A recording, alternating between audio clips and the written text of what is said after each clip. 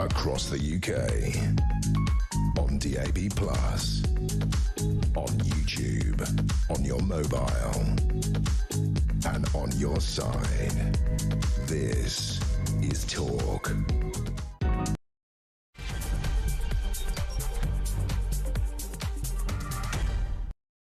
And good afternoon. Yes, welcome to the home of common sense. So much to get through at this end. Including, of course, the fallout from yesterday's big move of the former Conservative Chancellor Nadhim Zahawi defecting to Reform. Now senior Conservatives are really putting the boot in. Have you seen some of this? Deriding the move, of course, claiming he unsuccessfully begged Kemi Badenoch for a knighthood, didn't get it, or some kind of other gong, whatever it happened to be. Critics say he won't last. But I think there's another way of looking at this. If I put the question this way, should Reform welcome the Tories? I think it's a blinding move by Reform UK. It'll bolster, it'll add credibility. Do you support the notion? Details to come. And continuing with the Ofcom probe into Grok and the child abuse deep fakes as Britain considers blocking X, formerly Twitter. Peter Kyle, he's the minister, says a ban is on the table. Musk calls it fascist, ministers back Ofcom, and critics warn free speech overreach. Thoughts on that one as well. And the Telegraph has exposed plans for 208 secret rooms under China's London super embassy, including a hidden chamber just over a metre from a critical fibre optic cable. Is this a Netflix show, or is this literally in the planning permission request? This is sparking surveillance fears, of course, despite warnings Sir Keir Starmer is set to approve all of this. Seriously? Is there something wrong with this man? We'll have more on that as well. Everything you need to know, all the breaking news right here on Talk. 0344 499 1000 is where you will find us. Let me put the question like this. Should Reform welcome the Tories? Of course, every time there's been somebody who's crossed the Rubicon and gone from Tory HQ to Reform HQ, there's always been that, well, what are Reform doing? Why do you want the Tory party? It's the Tory party that caused the problems because they weren't really much of a Conservative party. Why would you be getting into bed with any of these characters? Well, so many say, you know, Nadhim Zahawi is the problem. Some say, no, he's actually the solution. Which one is it? Will the Conservatives help or hinder Reform UK? 0344 499 1000. The list is growing almost by the day. And by the way, when you look at high-profile people who've crossed the line from Tory to Reform, it doesn't normally include all the councillors. There's probably hundreds, maybe even thousands of councillors, county, parish, local, whatever. It's a big old roll call. On the list of higher profile people, the obvious ones, because they're still sitting MPs, Lee Anderson, really was the first out of the traps on this. Lee Anderson was a Tory, now Reform UK. Danny Kruger was a Tory, now Reform UK. But there are others. Jonathan Gullis, sometimes of this parish. We'll be speaking to him. I think we're speaking to Jonathan later, a little later in this hour. Leah Niki, Chris Green, Anne-Marie Morris, Graham Simpson, Dame Andrea Jenkins, she's now a mayor, of course, Adam Holloway, Maria Caulfield, Nadine Dorris, Anne Widdicombe, Alan Amos, Marco Longhi, regularly been on this programme, David Jones, Ross Thompson, Jake Berry, Henry Smith, there's another one, Lucy Allen, Aidan Burley, Mark Reckless, Sarah Atherton, and, of course, yesterday, Nadhim Zahawi. That's a big crock of names that have crossed. So you have this huge list. 21 former MPs have switched to Reform, and of course 2 sitting MPs switched to Reform. Now, the criticism is if you keep doing that, you just end up with another Tory party. I would politely disagree with that. I think what you end up with is the ability to build a new party with the experience of people who were in the Conservative Party. Hundreds of others out there, as I mentioned, whether they're local councillors, county councillors, will have also joined the long list. Are Tory defectors good news for Reform or bad? There is an interesting YouGov poll today, and it's interesting that it's YouGov because, of course, YouGov was the company that was set up by Nadeem Zahawi. Reform fall to their lowest poll rating in 10 months. They're still at the top, by the way. And this poll before Mr. Zahawi made that decision. So don't read too much into that. But it was the Sky and the Times between them who created a YouGov poll showing that Reform UK on 24, Conservatives on 20, Labour on 19, Lib Dems 16 and Greens on 14. So Greens are down 2 on that one. But of course the direction of travel is slightly more hopeful, I suppose, for the Conservatives. They're up a point. Even Labour on this poll are up 2 points. God knows how that would happen. But the wider question, so if you're a Reform member, if you're a Reform voter, if you are going to be a Reform voter at the next elections, that'd be May elections, in most parts, or many parts, in fact, if the government had their way, in no parts of the United Kingdom, how do you feel about the Conservatives crossing over from one to the other? Of course, what it does do, I understand the angst. I understand why people are looking at this going, well, what? I mean, Nadeem Zahawi, of all people, and many people on social media have got the receipts of some of the things that Mr. Zahawi has said over the years. He was up to his neck in it. He was proper, absolutely top of the tree, right in the thick of all the melee when the Tory party was collapsing. There was Nadeem with his head poking above the sand as the party sank. So him in particular, as distinct from maybe Danny Kruger or Lee Anderson, appear to have really come in for some stick on this. But broadly speaking, should Reform welcome the Tories? Should Reform welcome former Conservative MPs? 0344 499 1000. He is, of course, one of the highest profile figures to make that journey. Let's have a little listen then to what happened yesterday. There was a press conference. Mr. Farage and Mr. Zahawi together, despite things they'd said about each other in the past. Here's what the former Chancellor for the Conservative Party had to say. So I stand here with the leader of my new party to offer my help and my insights to the dynamic, confident team that Nigel Farage is building, and to urge others from across all the other parties and the many millions who until now felt that politics isn't for them to come and join us. Come and join us. You know Britain is broken. You know it needs reform. Well, it's a bit of a double-edged sword for Reform UK. Dave Wooding is with us, columnist with The Sun, political journalist of many years. Dave, you've seen people come and go, cross the floor. It's always a big moment, isn't it, when you're sat there in the press gallery and somebody walks over to the other side and there it is. Wow. What we're seeing here is something perhaps slightly different. These are mostly former MPs, of course, now, but of course there's been a couple of high-profile serving MPs. Is this good for Reform? Because the criticism is, of course, as you well know, well, you know, what's the point in stuffing your party full of Tories when you're meant to be the antidote to the Tories? Yes, there will become a tipping point here for Reform UK. Yep. On the one hand, they need more experience and knowledge, and Nadeem Zahawi, he's served in 4 cabinet posts, including Chancellor, and he'll have the knowledge, expertise to give something extra to the Reform Party. And let's not forget, Reform will need 650 candidates. Yeah. This is difficult from a standing start. They'll need 250 really good MPs if they're going to wipe out any chances of rebellion on the backbenches. They'll need 100 to be ministers. You'll need 30, 35 for the cabinet. You'll need all the junior ministers. So where are you going to get the quality of people from? And let's not forget, they'll need 500 lords, peers, lords and ladies. That's true. If they're going to try and get their programme for government through, because if they get, even if they got a big majority, it can go to the Lords and be bogged down with all sorts of. That's a great point. That doesn't get talked about very often, does it? No. The Lords is going to be massive. I mean, there's no. He's got no peers. We'll have no space either. No, absolutely. To get the extra peers in.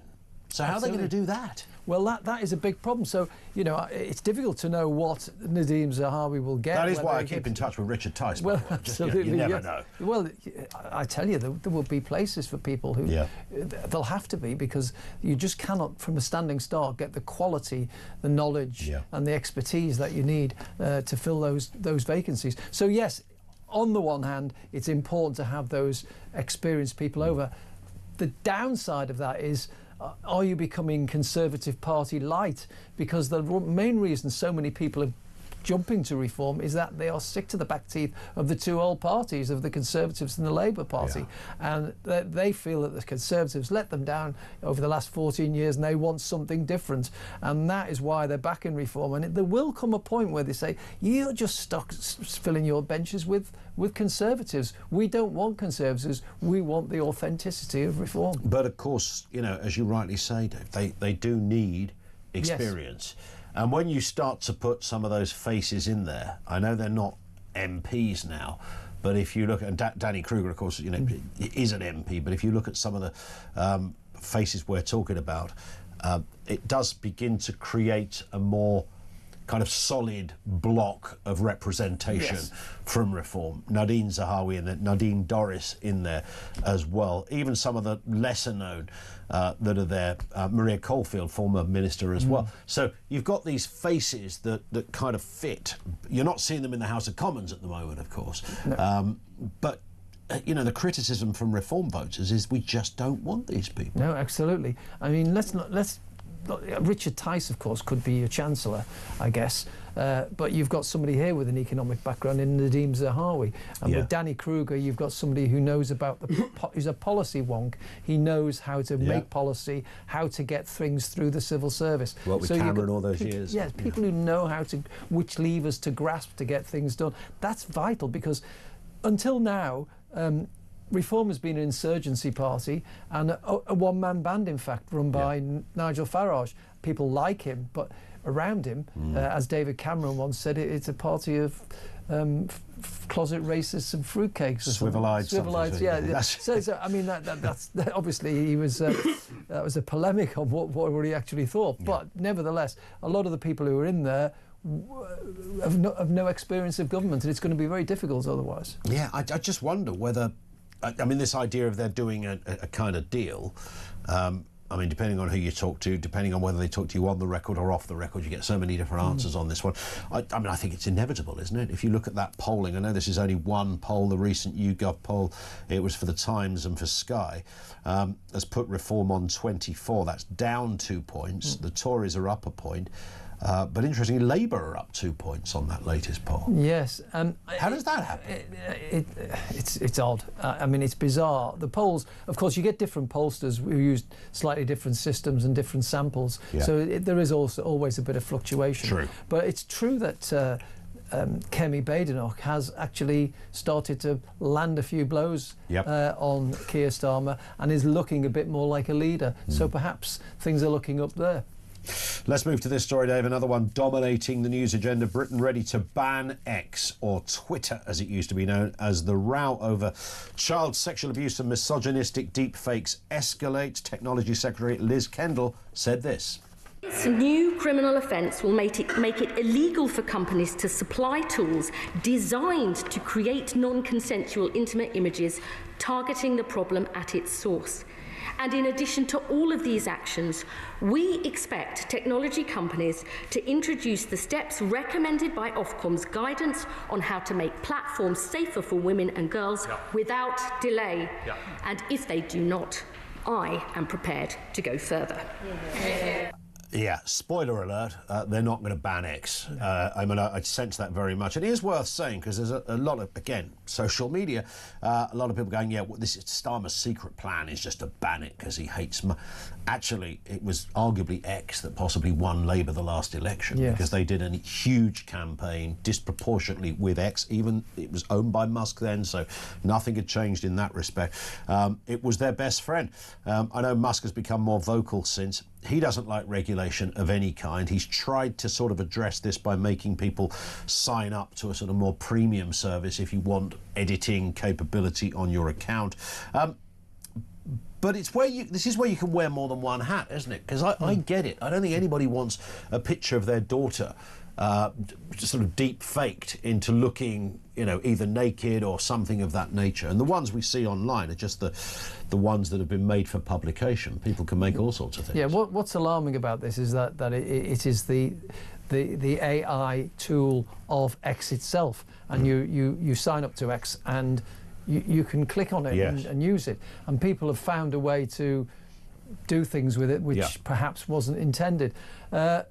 I think obviously they have to try and clean that up, and they have to crack down on people who are using it. It's like the abuse people get on Twitter, and the libels and the incitement you get on Twitter. That is all illegal in itself. So rather than banning X, you need to go for the people who are committing an offence. It's a bit like closing down all pubs because you occasionally get a fight in a pub. There's all this violence going on in pubs. Let's shut them all down. Let's close all the football grounds down because you get a bit of racist chanting or a bit of fisticuffs after a game. The answer is to crack down on the people who are breaking the rules. But could you not bearing in mind, we're talking about artificial intelligence here, you can do whatever you want it to do.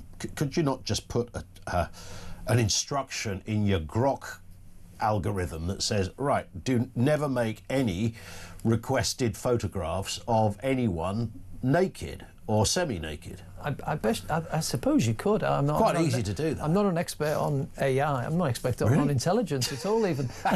But I suspect that the issue here is the different mindset between the British and the Americans. So they think that free speech trumps absolutely everything, and you can say whatever you like, effectively. And maybe I'm being a bit.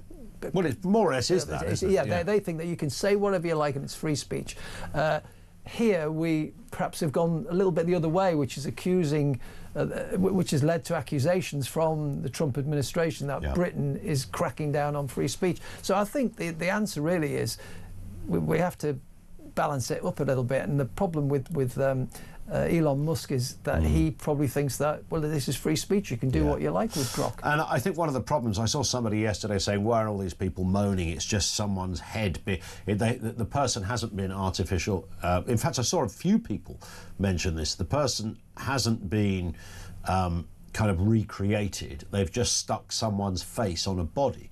And of course, actually, it isn't that, because the AI system in this case is able, if it has the right photograph to begin with, it's able to take an educated guess at someone's body shape, what they might look like. And let's face it, these images don't look like a cut-out face on some, They're quite professional. They look literally like someone.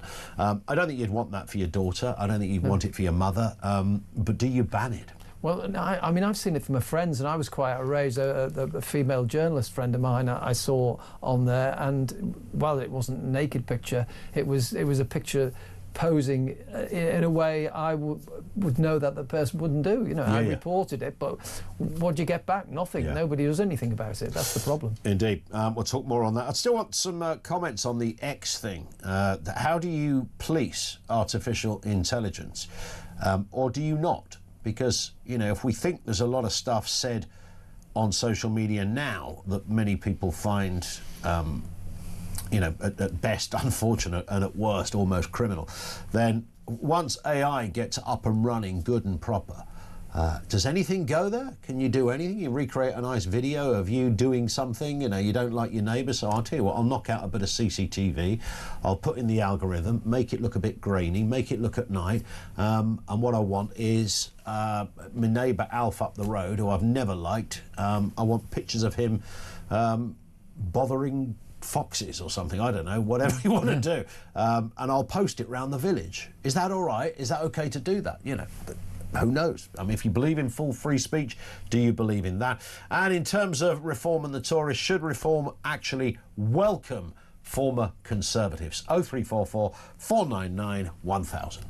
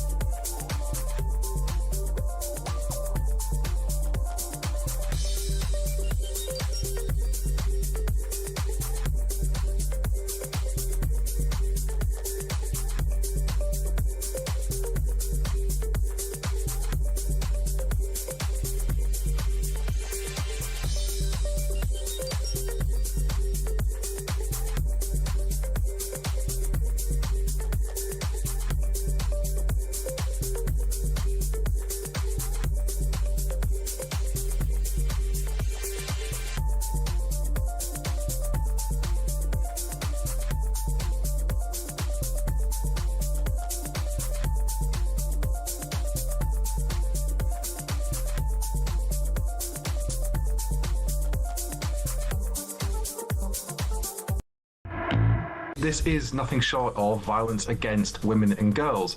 We are seeing online children being undressed, the sexualization of images of children. It is illegal. I don't want to ban any social media platform, but they have to get their house in order or face the consequences.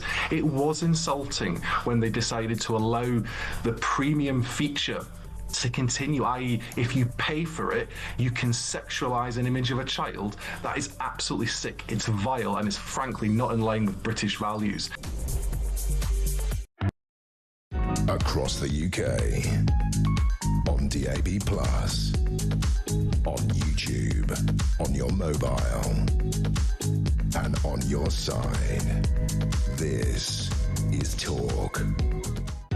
It is Talk. Matt in Brighton says, if someone makes a bikini image on a different AI platform and posts it on Twitter, how is Grok the problem? Surely all platforms should be banned from producing these images. Yes, absolutely right. And I think there's probably quite a lot of people that have done exactly that. It just became a Grok thing because that became almost the kind of mantra. Hey, Grok, turn this person into, or make this person wear a bikini. Hey, Grok, hey, Grok. That became the thing for about 10 days when people were perving over the girl they work with or a celebrity or whoever it happens to be. But yeah, Matt's quite right. It could be any old artificial. There's a couple of dozen of them out there. All would be capable of doing the same thing. Dave Wooding's with us. Let's have a look at this story. China planning a hidden chamber beside Britain's most sensitive communication cables as part of its new London super embassy. Now, this super embassy has been in the news for a number of reasons. There's detailed underground plans have been uncovered. Keir Starmer is expected to approve the embassy before visiting China to meet President Xi. Let's hear from Lord Dannatt, former head of the British Army. Here's what he told Talk this morning. The City of London is absolutely crucial to this country's wealth, this country's influence. And I've always thought it was an extraordinarily unwise proposition to allow the Chinese to build their embassy there. And I think a number of MPs are now trying their hardest to lobby the Prime Minister not to allow planning permission to go through. And I think they're absolutely right. If the Chinese have got to have a new embassy, put it on a greenfield site somewhere where we can actually watch them and see what's going on. Putting them right in the heart of the City of London, beside the Tower of London, I think just it makes no sense whatsoever. It's interesting because defenders of the embassy, Dave, I remember at the time, when we were saying, is this a good idea, given the sensitivity of the kind of geopolitical landscape that we're currently in? And defenders would come back and go, yeah, come on, it's an embassy. It's not like they're going to build a secret bunker in there or something. Yeah, they are, apparently. That's exactly what's going to happen, according to these underground plans that have been uncovered. Yeah, 208 underground rooms. I mean, they bought this place for 250 million back in 2018. Yeah. And it's some of these rooms are going to be 1 metre away from these sensitive cables, which carry all financial details to the City of London, which is just a mile or so away from there. So really very difficult. And MI5 has actually issued an espionage alert about these plans. Most of the details on all the underground bunkers, which in fact your phrase, but they've all been redacted, so we don't know what's happening there. I mean, the simple answer is that Keir Starmer must ask to see what is in these rooms. Yes. Otherwise, he should say no. But obviously, he's going out to China on a trade mission in a couple of months, and of course China have bought their stakes in so many companies here that they've really got us by the neck. Absolutely. And globally as well. I just find it interesting that with planning permission, a few years back we had an extension done, and the stuff the hoops you had to jump through and the hurdles you had to get over, the windows can't look like that because it might upset a newt that lives in a pond that has a particular aversion to that colour, and this could be a problem here, and that's not in keeping with the rest of the neighbourhood. And you go, well, what about the 3 houses next to me? They've got the same window. Yeah, but that was done at a different. You've got all of this stuff you have to, and yet you can build an embassy, a Chinese embassy, a communist country's embassy, right next to your most crucial and important communication cables for the financial district.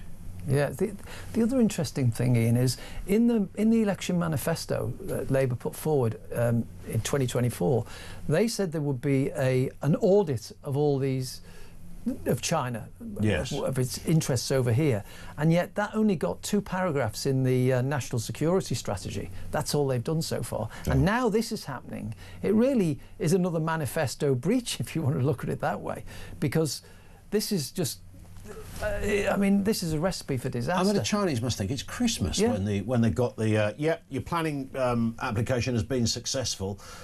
When the council dropped them a line to tell them, it's all good to go, nothing to see here. That's where it's at, and Keir Starmer's going to approve this. And there's heat extraction facilities in one of these underground rooms as well. What on earth are they going to be doing in there? Squid Games. It's bizarre. So, and you look at the history as well. You know, those two alleged spies, Christopher Cash and Christopher Berry. Yeah. The trials were abandoned only a couple of months ago. That's right. What happened there? Why did it happen? Yeah. So there's a lot of questions around this. Indeed.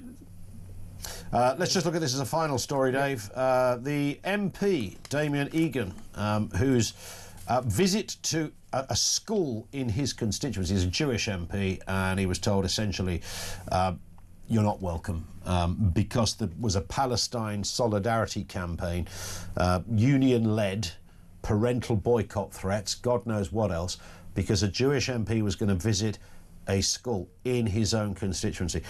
This is outrageous. I keep hearing the same defence. Oh, it's not about him, it's about Israel. No, it's about him. He was the MP and he was meant to visit the school, and you said he can't go because you don't like his background or, you know, who he represents. Well, he's Jewish. Well, it's a normal part of our democracy and of our school system that your local MP comes in to address your pupils, not to talk about politics. I mean, they come and tell you about how Parliament works and what an MP does and how the democratic system works. That's part and parcel of being educated. I mean, we had an MP come to my school when I was there. It bored us to tears because he was talking about life in Westminster, which is, you know, to 12 and 13-year-olds is all a bit dull. Yeah. But it's something you have to go through. Now, Damien Egan wasn't going to this school in his Bristol North East constituency to preach about Israel. He was going there to just do a normal job that an MP does. It just so happens that in the past, it so happens that he is Jewish, and in the past he may have said something, because he's really measured in what he says about the Israel-Gaza conflict. He's never said anything outrageous. He merely just at some stage must have said something supportive of Israel, and that to the Palestinian Solidarity Campaign and the hard left National Education Union was enough. They got very upset, clearly, and they won the day, which is more disturbing. Dave, we're out of time. Thank you, as ever. David Wooding with us on the programme, columnist with The Sun and political journalist of many, many years over there at Westminster. Thank you to him. Over to you now, 0344 499 1000. Couple of questions. I'm genuinely quite interested in what the general view is over free speech when it comes to artificial intelligence and, shall we say, making, we could say, I suppose, explicit images of what could be your daughter, by the way. How does that sit with you and free speech? And the question we began with, should reform actually welcome the Tories? How do you feel about that as a reform voter or a potential reform voter? 0344 499 1000. You can drop us a voice note there as well. It's 1:30. This is Talk.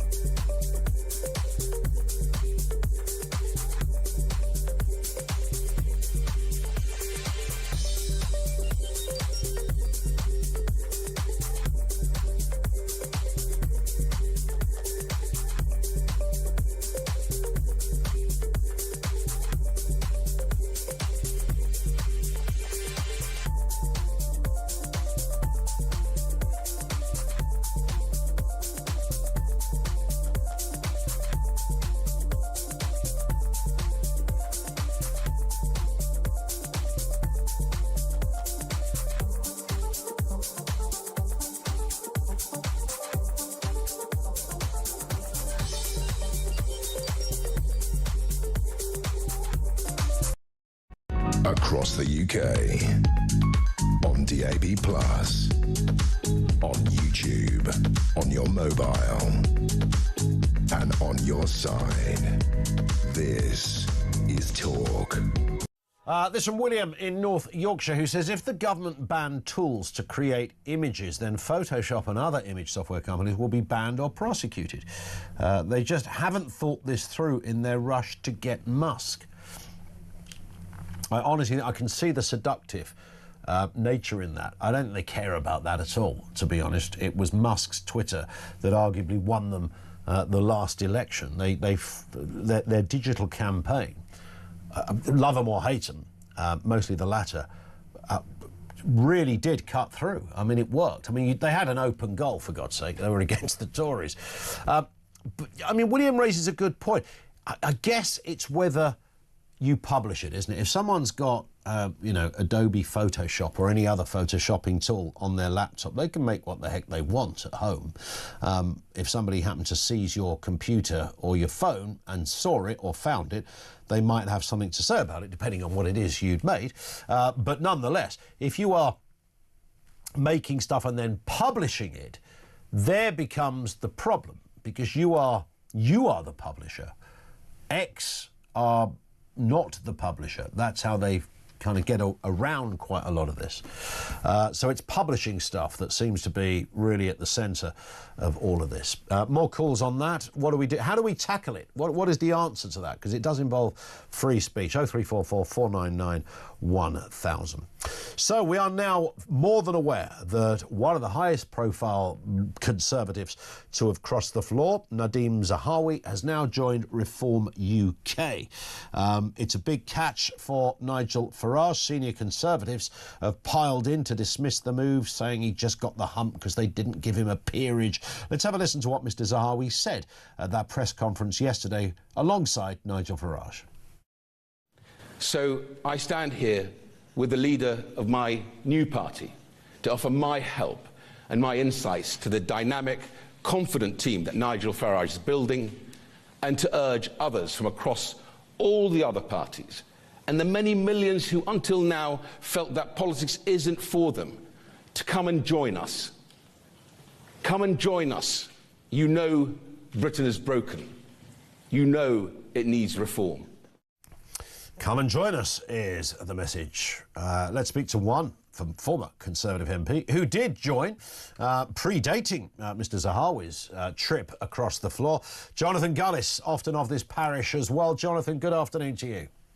Hello, Ian, my friend. How are you doing? Yeah, all good. Lovely to see you. Listen, I mean, look, there's been, I think, 21 of you, plus a couple of sitting MPs that have made that journey. Firstly, before we get to what might happen in the future, what do you make of Nadeem's journey from blue to, well, I'm trying to work out what colour you are. Is it a kind turquoise of or teal? Turquoise or teal, that's the word I was looking for.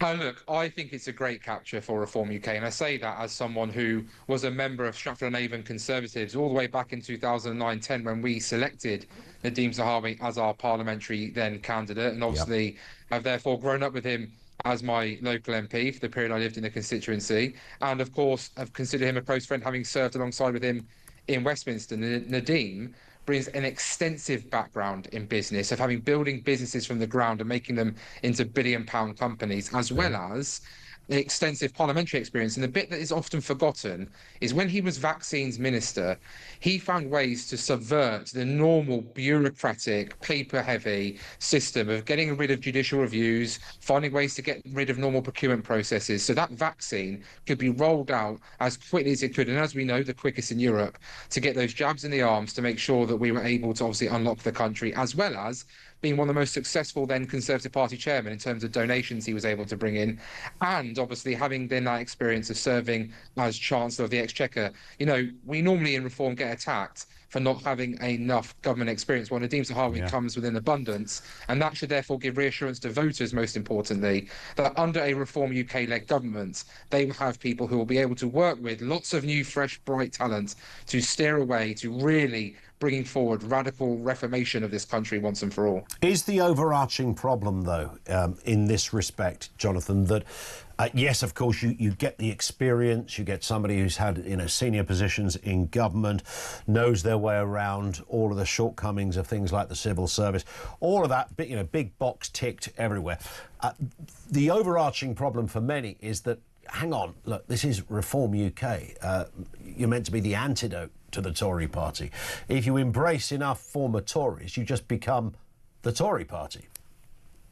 Well, look, I think it's a fair challenge, Ian, and I would say this. There is a very strict process when it comes to any ex-Tory MP who wants to cross the floor to join Reform UK. I went through an extensive vetting process. I obviously sought the permission of Nigel Farage to join Reform UK, which is highly appropriate because ultimately, as you say, I don't deny the very appalling legacy of the Conservative Party. I said on your show, I think many times leading up to the general election, that if we didn't deal with things like mass immigration, we were rightly going to be sacked out of office. The Conservative Party said they would be the party of low tax. The tax burden went to the highest on record. It said it wanted net migration of tens of thousands. It went to 1 million in one single year alone.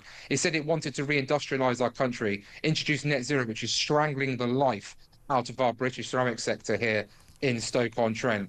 The reality is, some of the recent rhetoric I hear from the Conservative Party might make me smile because ultimately it's things I'd want to hear. But guess what? Whenever they were in power, they didn't end up doing it. And people like me were deeply frustrated of continuously fighting both our colleagues in the House of Parliament and even members of the Conservative Party in the grassroots. And ultimately have therefore felt that why not be part of a movement? Why not join a party? Why not bring our experience to help in whichever way is possible to ensure that this party, Reform UK, can get into government? We're aligned with the views of Nigel Farage. We're aligned with the views of Reform UK members. I've never felt so aligned in my life to the membership of a political party. And it's so nice to not have squabbles internally to get everyone to where they need to get to. So actually, people like me, we're here to help the cause to make the reality, and Reform is a startup, and there will be people from Labour. We've seen Lib Dems defect, councillors as well to Reform UK, as well as others. So, we're a broad church bringing in a lot of talent that's going to really, and are the only viable option if you want to get rid of this socialist government. So would you, or could you describe Reform UK as an authentic Conservative party? Well, I said when I defected that the Conservative Party, I didn't leave the Conservative Party, the Conservative Party left me. And as you say, Nigel Farage, I think, has a very clear view of what conservatism, centre-right politics is in the 21st century. The idea, for example, I hear of Conservatives bemoaning the fact that we want to potentially look at nationalising the ability to keep virgin steel in this country. Well, the Conservative Party admits that China is a national security threat, but then would be willing to let virgin steelmaking die in this country, therefore making us reliant on, guess who? China for our steel. That doesn't seem to add up to me. Whereas in Reform UK's for public procurement in specifically defence and other sectors that are critical to our national infrastructure, we should retain the ability to make virgin steel in this country. That is modern conservatism, alongside getting rid of bureaucracy, regulations and quangos, which the Conservatives only added up to. Just a final point then, Jonathan, and I, obviously, as a gentleman and a journalist, I would not dare to ask for names here, but are you aware of other high-profile Conservatives that might be crossing the line?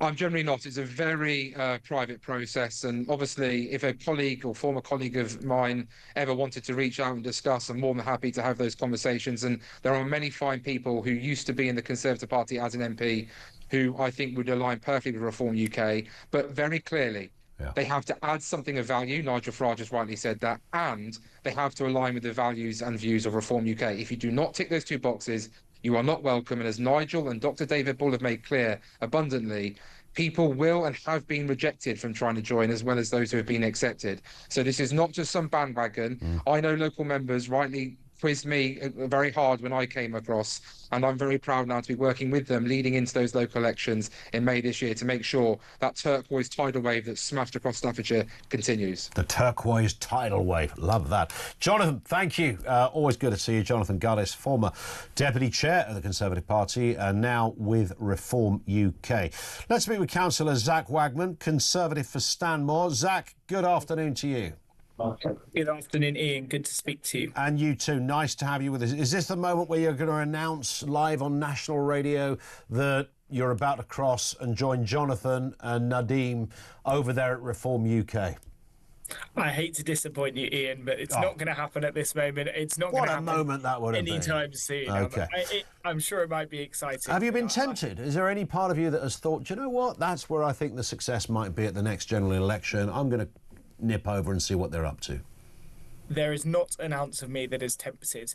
I think whether or not that is where success will lie at the next general election, firstly, we're far too early to tell about that now. We can already see Kemi and the Conservatives rising in the polls. But more importantly, it's not what I believe in. There are fundamentally different principles between Reform and the Conservative Party. And while they agree on a lot of things, the Conservative Party is unavowedly a small state, free market, lowercase l liberal party. Reform is not. Reform backs, for example, the government in extending or lifting the two-child cap on benefits.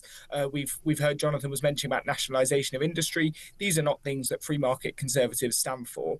And I think I was listening to Jonathan that you just spoke to, and I have known Jonathan for a number of years and greatly respect him. But he touched upon something interesting. He highlighted that it's not just former Conservatives going across to Reform. It's people from the Labour Party and Lib Dem, and they're being welcomed in. And while on the one hand, we need to seek support from across the electoral base, if you're having, as he mentioned, activist members of the Lib Dems and Labour getting really involved in your party, fundamentally, I have a different view of how Britain should work to those parties, and they can't cooperate together. And that's why, I like some of what Reform say, but you won't be finding me going over any time soon. There are obviously some fundamental issues as to why people have crossed to Reform. Immigration would be one of them, which shot up under the last Conservative administration, particularly the Boris wave. We can argue forever as to what Mr Johnson was thinking at that time, but the boats kept coming week on week. The numbers kept growing, and the sense is that only Reform are talking about serious measures to address this. I know today that the Labour government put out some press releases about how they've got a record amount of deportations and, going like there's some kind of ICE outfit happening there at Socialist HQ, which I don't believe for one second. But certainly the Conservatives haven't got, in the public's mind, a good track record on this, Zach. And there's the problem. Then if you throw in other things like free speech issues, people were getting arrested for hurty words on social media regularly under your watch. You're absolutely right, Ian, that there were mistakes made, and that, we can't look back on that period and say we got everything right and the government did everything they wanted to do. I think fundamentally, though, we did see them grapple with the issue after the pandemic. And if you look at the charts on illegal migration, they did start to fall in the final year of Rishi Sunak's government. And if you look at the changes that James Cleverly made when he was Home Secretary, increasing the salary threshold for people to come to this country, reducing the number of dependents that people could bring with them. And we're seeing the outcome of that still happening now. The number of legal migration was reducing as well. And just to touch on what you said there, Ian, you said Reform are talking a good game on this, and you're absolutely right. They are talking a good game, but talk is easy. And we've seen when Reform have got into control of local councils across the country, it's not been as easy as they thought it would. And across the board, they are raising council tax when they said they wouldn't. These are just a few examples, but it shows that Reform is talk, and when put to the test, they can't deliver what they promised. Zach, thank you for your time. Really appreciate that. Honest stuff from Councillor Zach Wagman. He's a Conservative councillor for Stanmore. Before that, you heard Jonathan Gullis, former Conservative, former Deputy Chair of the Conservative Party and MP, now a Reform defect. Thoughts on that? I would actually argue that Reform will do better the more Conservatives they can hoover up. If you can grab another 10, you need some more high-profile ones in there. I wouldn't say it means Reform are home and dry. We're, potentially 3.5 years away from a general election. But I don't think it would do them any harm. Because the mood music is, well, this is very bad for Reform. They're going to look like a Conservative Party. Well, Reform are a Conservative Party in that sense.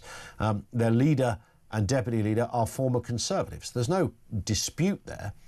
What they are setting out to do is to become, in their words, I'm paraphrasing, a proper Conservative type party. Not the Conservative Party, not the one that was kicking around up until 2024. Matthew's in Warrington on this conundrum, I suppose. Matthew, what have you got for us? Afternoon to you. Good afternoon, Ian. Always a pleasure to talk to you, mate. You too. Far away. If you decided that you'd had a bit of a fallout with Talk, and you know what, I'm going to set up Ian's radio, Ian FM, Ian Talk FM. You'd go there, right? Yeah, you'd go with yourself, and you're going to want, you might have some people who'll back you up financially and that, but you won't have an experience, so you might want to try and, feel Jezza up and get him to come along with you. Yeah. So it's no different what Reform are doing. Yeah, they've got the infrastructure, they've got the finances, they've got the enthusiasm. Yeah. But they need people who've worked in the house. I agree with you 100%. So why, Matthew, do you reckon people are losing their mind over this? I mean, yesterday we had people getting in touch saying, I'm now leaving Reform because of this. Because I said to Julie earlier, a lot of it, I think, is the left-wing activists are bringing up to stir it, the bee pot up or the honey pot. Always possible. This is a little chance that we can make Reform look bad. And then the other people are not looking at the bigger picture, because if they have a big landslide victory in May, they're going to have to put people in, and they're going to need the right people. There's no point putting a milkman in to do a politician's job to be a councillor if he doesn't know how the financial side works who are in the council sittings or parliaments. You need people who've got the experience, good people who, you've got, it's not just the Tories that are coming over, you've got Labour people who are disillusioned with what's going on with Labour, and you will find that a lot of them are going to jump ship in May, or as you've got 3 years, there's going to be a few by-elections. True. And they've got to put the right people in the right place to make sure they hit the floor running, because if they don't, they're going to be out with a knife straight away to say, oh, well, look, you put Reform in, and they're rubbish. Yeah. They might need to do a bit of a coalition with the Conservative Party to do it I think so too. That's likely to come, I would imagine, after an election, though, isn't it? Yeah, but they just, I think it's a good thing. All right, so he didn't pay his tax bill. Look at Rayner. They're going to bring her back. Potentially as the Prime Minister. Exactly. So, we don't want any moral lessons from the left on that one, do we? Listen, I've got to run, Matthew. Great call. Thank you, Matthew in Warrington, 0344 499 1000. What Reform really need is a high-profile, and I mean household name, current Conservative. Somebody who is there in the cabinet. It's the kind of generic type thing. But even, I'm thinking bigger than that. Somebody yesterday said, well, what about Ian Duncan Smith? I genuinely think Ian is so lifelong Tory that I don't, for 1 second, see him legging it to Reform. But it's that kind of fit. Someone that everybody would know, they'd know of. Somebody who's got credibility even if you don't naturally support them. That's the kind of face that Reform need for sort of the next part of this story. 0344 499 1000.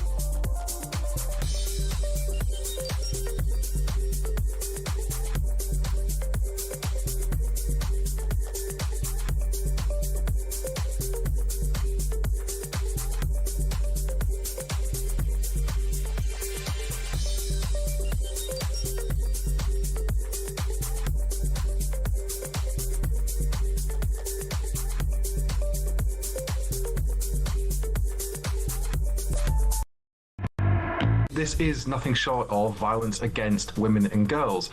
We are seeing online children being undressed, the sexualization of images of children. It is illegal. I don't want to ban any social media platform, but they have to get their house in order or face the consequences. It was insulting when they decided to allow the premium feature to continue, i.e. if you pay for it, you can sexualise an image of a child. That is absolutely sick, it's vile, and it's frankly not in line with British values.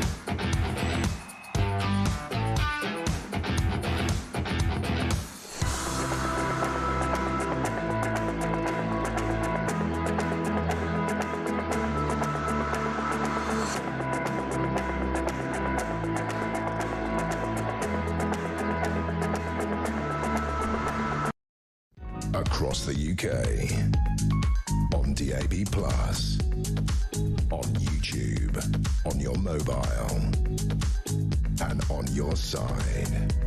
This is Talk.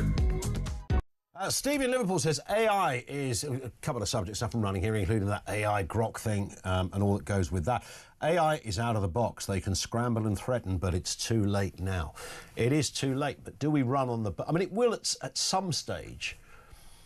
I said this yesterday, sort of fairly casually, that at some point someone's going to go to Dragon's Den with a cracking idea of how you can reasonably administer AI without all of the fallouts of nudes, fake news, horrendous stories, etc. Of course, you don't really need AI for horrendous and false stories. You just need people, because you've just got to look at social media and see the kind of guff that's posted on there on a daily basis from people calling themselves journalists and libeling people all over the place and making up stories that never happen, trying to second guess what I mean, the list goes on. So AI is not exclusive in that sense. It just takes things to a new level, and a level that looks incredibly credible. And there's the problem. Thank you, Steve, for that. Let's take a call from Matt in Cheshire. How you doing, Matt? Hi, very good afternoon, Ian. Afternoon to you. It was just about your question of the day. I got a bit of experience. I went to a reform meeting last January. No idea where it would lead. And I met the person that ran the group a few weeks later, and they asked me how I'd like to be involved. I then got to know her a little bit. She said she thought I'd be a great candidate for my area for a councillor. And I told Peter Cardwell the same probably a few months ago, and he said, having spoke to you a few times, I agree, and I think you'd be a great candidate. One of the councillors in my area has basically said the same thing, but now they're oohing and ahhing. So I'm a bit cheesed off at the moment because they seem to be quite disorganised, and they seem to be forgetting the whole purpose of reform is that grassroots people who live in their own area should be running in their own area. And now these groups and local groups are established, there seem to be sort of hierarchies and a bit of favouritism. I see what you mean. So it's kind of like the problems started again, right? Like the very thing it was not meant to do, the machine is doing. It gravitates to its own, as it were. Exactly. It's basically like people can't help but form allegiances when the actual purpose of the mission is to destroy the other two parties. Yeah, you see, and that give is the public what they want. That is a problem, isn't it? That's I sense is always going to be a problem, isn't it? Well, I mean, it shouldn't be because, of course, my idea would be to basically stop having meetings like committee meetings with people with titles. In meetings, have a socialist sort of system where nobody has got a title and we're all just brainstorming, probably like you do at Talk. And then if we get loads of great ideas, it doesn't matter who has them as long as we all benefit in the end. Yeah, I mean, that should be the theory, but of course there's the human condition, isn't there? And there's vanity and people that want house points, and, you know, it's kind of classic Animal Farm territory, isn't it? That, yes, you know, let's all become one. We will fight against the machine, but then from that, you know, out pops some people who want to be, you know, slightly more prominent than others, and then leaders. And despite whatever the common cause might be, off they go. Matt, I love it. Thank you very much indeed for that. I want to get a word in from Mark in Chester on this same story. What have you got for us, Mark? What it is, it's about the latest Tory defect. Yeah. I'm an ex-Conservative member for many, many years. Okay. And I got disillusioned and I cut my Tory card up, cut it into bits, put it in the bin and joined Reform. There's a lot of ex-Tory voters who have left the Tory party, joined Reform. Mm-hmm. Now, personally, I haven't got an issue with ex or present Tory MPs joining Reform. I haven't got an issue with that. I don't believe it's going to be Conservative Party 2.0, whatever they term it as. Yeah. The only problem I would have, if the Reform Party, the coalition with the Conservatives, I would cut my card up. It'd be your second cutting of the card. You'd be old hat at this stuff, wouldn't you? Mark, listen, I've got to cut in there just because the news is upon us, but interesting that you feel that way, and I think quite a lot of Reform members, if it went as far as literally doing a deal, which, by the way, if that were to happen, wouldn't happen this side of an election, it would happen once the election had happened. It couldn't be any other way for that very reason. 0344 499 1000. Let's get the news at 2 o'clock.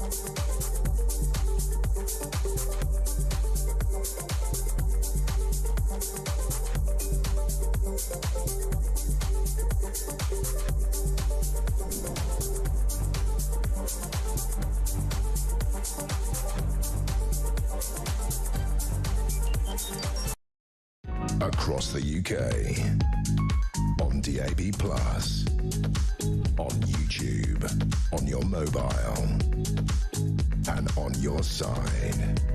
This is Talk.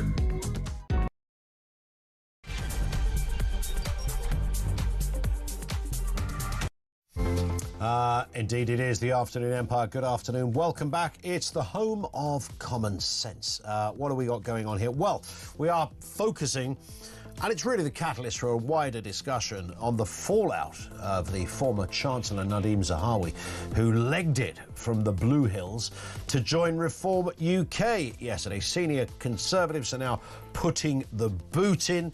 Critics say it won't last. But actually, hang on in there just 1 second. If you're a Reform supporter, and I'm hearing from lots of Reform people who are a bit grumpy about it because they're sensing that the party they left to start something new is now looking like the party they left.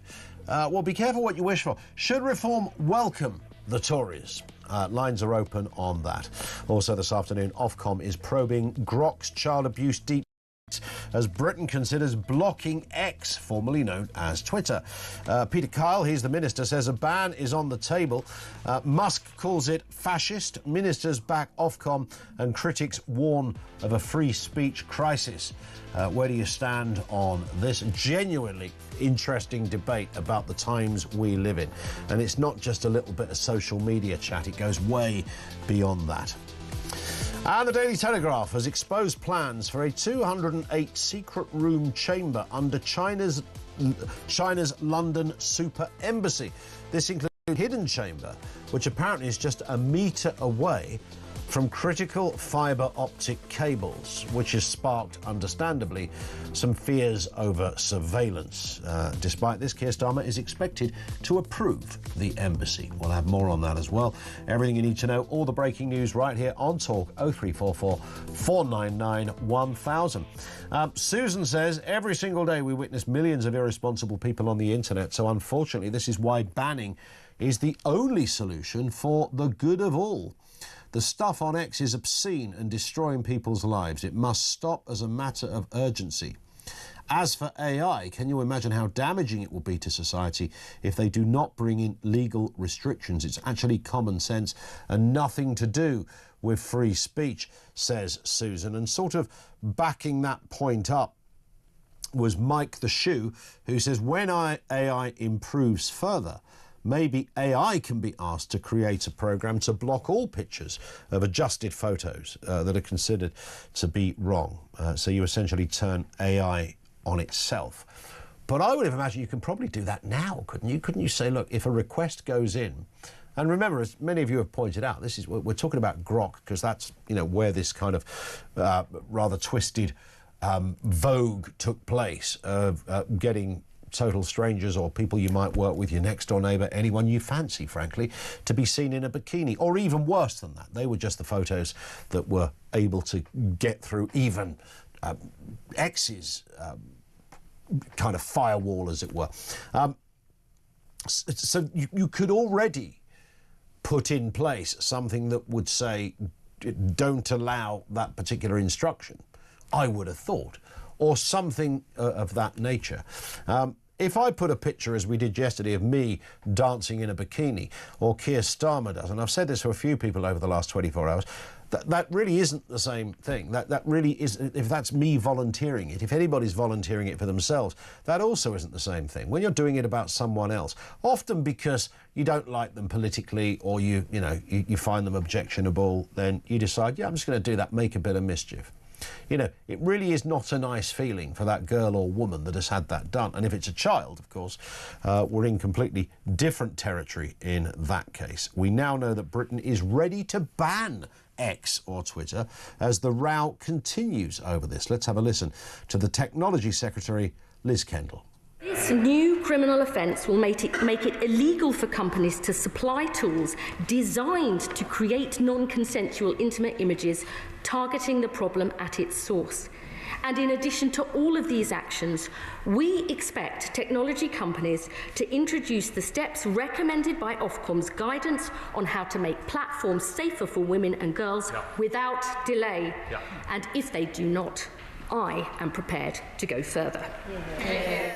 She's prepared to go further. Let's speak with Sana Karagani, who's the former head of the UK Government's Office for AI. Sana, good afternoon to you. Nice to speak again. Good afternoon, Ian. It's lovely to see you. Well, here we are. I mean, there's nothing surprising, by the way, about where we're at. I think we're going to have many of these moments over the coming years. This is the whole, whether you call it controversy, whether you call it discussions about AI, it was this kind of conversation and its current capabilities was at some point always going to arrive at this particular place.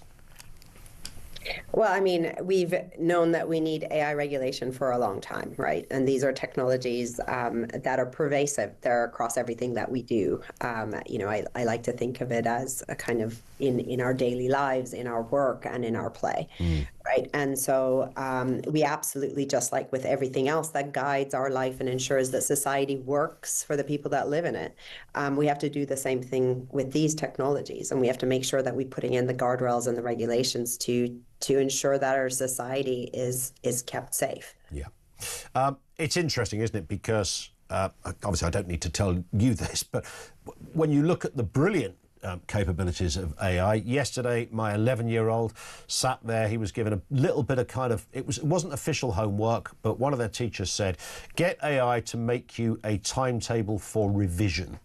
And so he grabbed my laptop and sat there, and I was watching over his shoulder as he did this. He put down the subjects he does. Bang, within 2 seconds it came up. He asked it to add emojis for each subject. It did that. He then asked it to color code it. It did that. And I looked at this and I was watching him do this, and I thought, all of this happened over the space of about 10 minutes. I remember if I was at school, that would have taken me about 5 hours to do this. And what we were watching there half an hour ago would have been, frankly, witchcraft. We'd have thought, what the heck is going on? This is just beyond anything that, the greatest conjurer or magician or illusionist could do. But that's the world we're in. And that was fabulous. He was really impressed with it. I was impressed with it, and even though I see this stuff quite regularly. But of course, the other side of it is, can you put a picture of my neighbour in her underwear? And that's not so funny or impressive. No, well, indeed. What do we do with that? I mean, regulation, how can it work? I mean, I would have thought, as many people who's got in touch with us have already said, surely AI, by definition, would be able to police its own filters in this respect.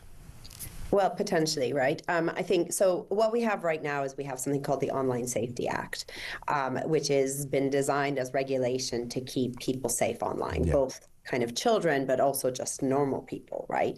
And it's under that regulation that Ofcom right now has the ability to look into what's happening on X and Grok with the potential of ensuring that this type of thing doesn't happen again, just as Liz Kendall was saying in the previous clip, but also fining X 10% of their global revenues, or 18 million pounds, which is a pretty sharp rap of the knuckles for breaking the rules, right? And these are specifically there so that you don't run into situations like this. One of the problems, of course, as distinct perhaps from other companies, is that X happens to be owned by Elon Musk, who is fiercely against rules and regulation. He finds it as offensive as one could imagine that any government would tell an individual or a company what they can and cannot do. I mean, he's in a place I don't think I've ever seen any public-facing human being to be quite so evangelical on that point. I mean, he must surely have some markers where he'd say that's too much. But I don't think he likes the idea of regulation. He likes the idea of self-regulation.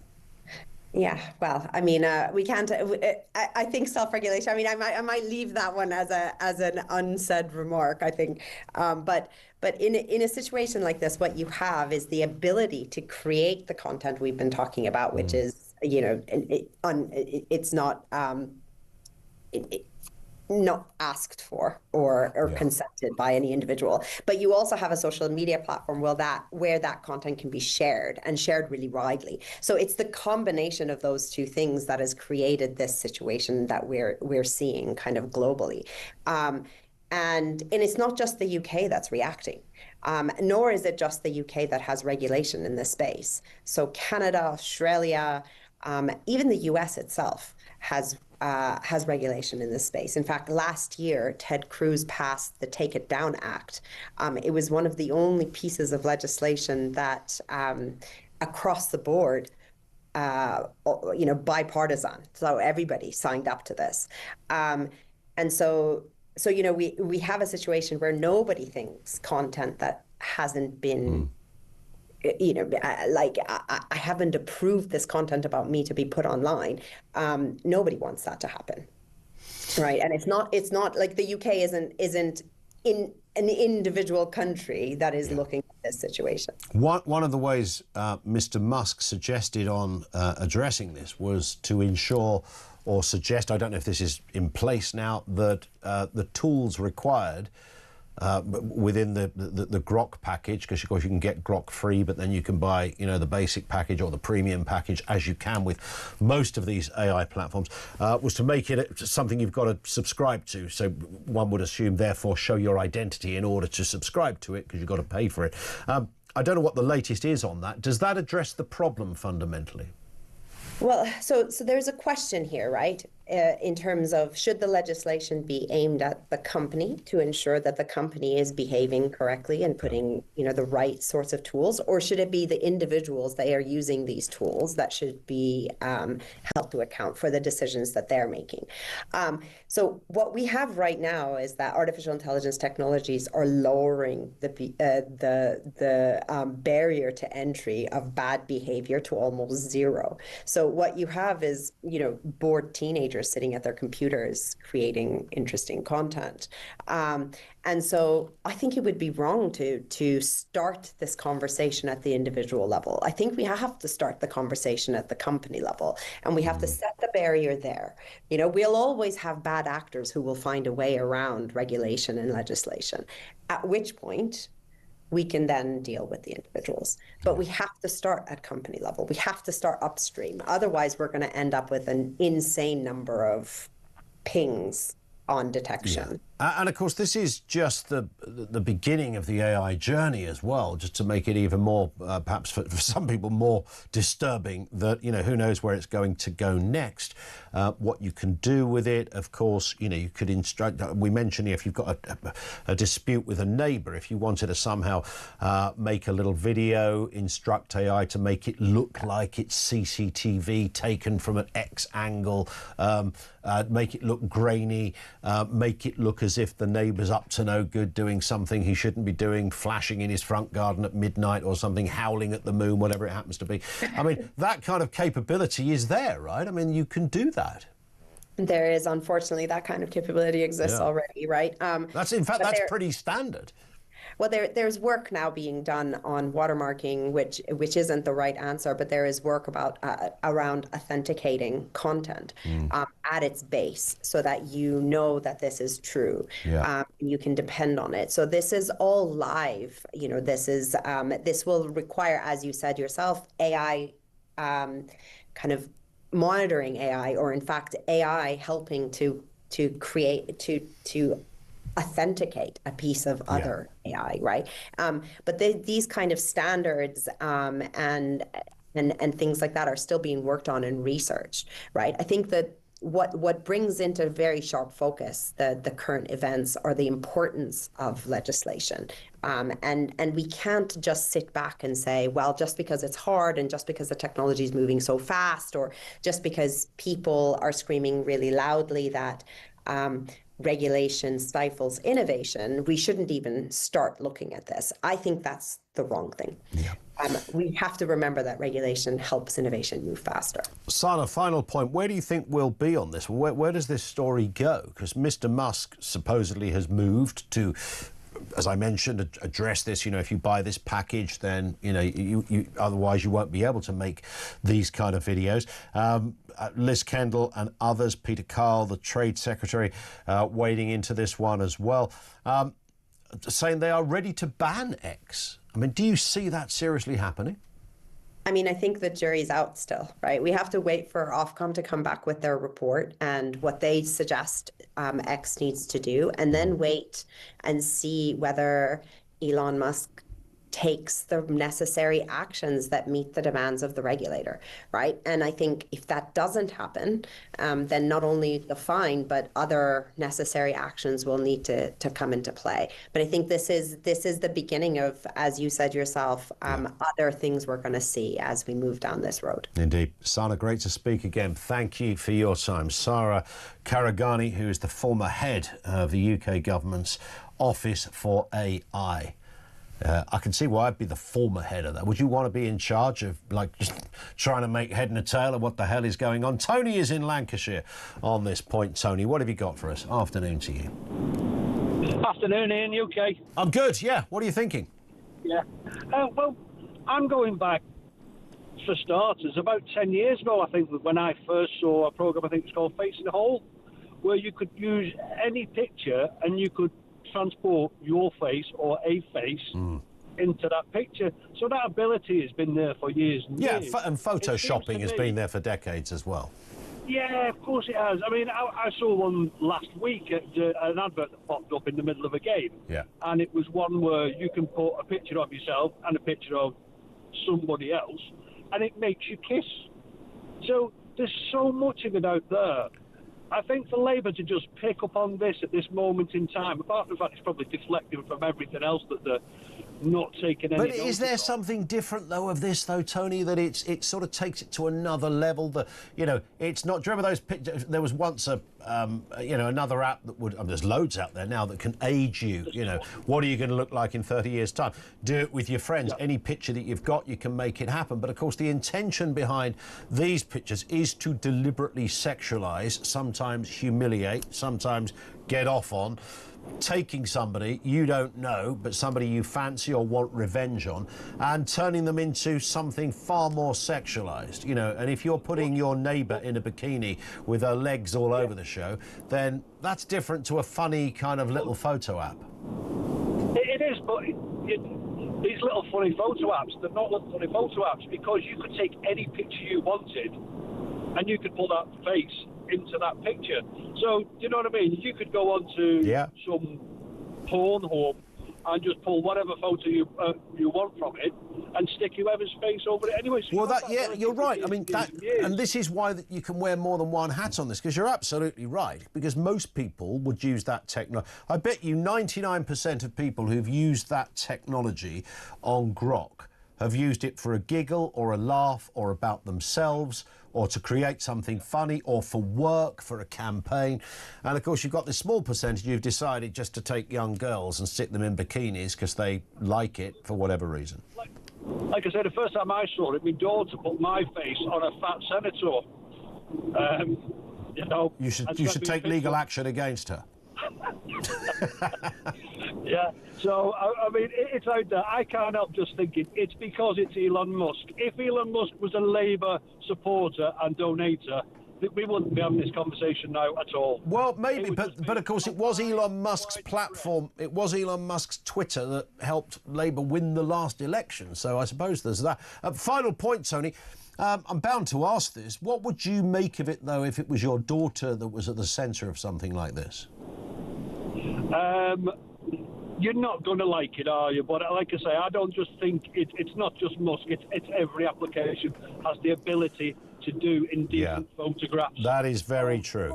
Of anybody. And I think the fact that he's charging, it's quite a clever thing, because you've got to put your name to it. And if you want to be in a pest, because let's face it, you're doing this out of malice if you're taking somebody's picture and you're posting it on the internet, you don't want to be tied to it, because, you know, the police are coming knocking on your door. Absolutely right, and that might be the best way to do it. And as we've said throughout as well, Tony, I mean, as outrageous as some of these pictures might be, we don't tend to make legislation or ban things because of just the worst possible scenario. Otherwise, we ban everything from cars to walking. I mean, it would be ridiculous. I get the point. Listen, thank you very much indeed for that. Great call, though, from Tony in Lancashire, 0344 499 1000. More comments on that as well. Where do we go? How do you regulate it? What next? Not just Grok, by the way. It just happens to be the one that's in the headlines on this.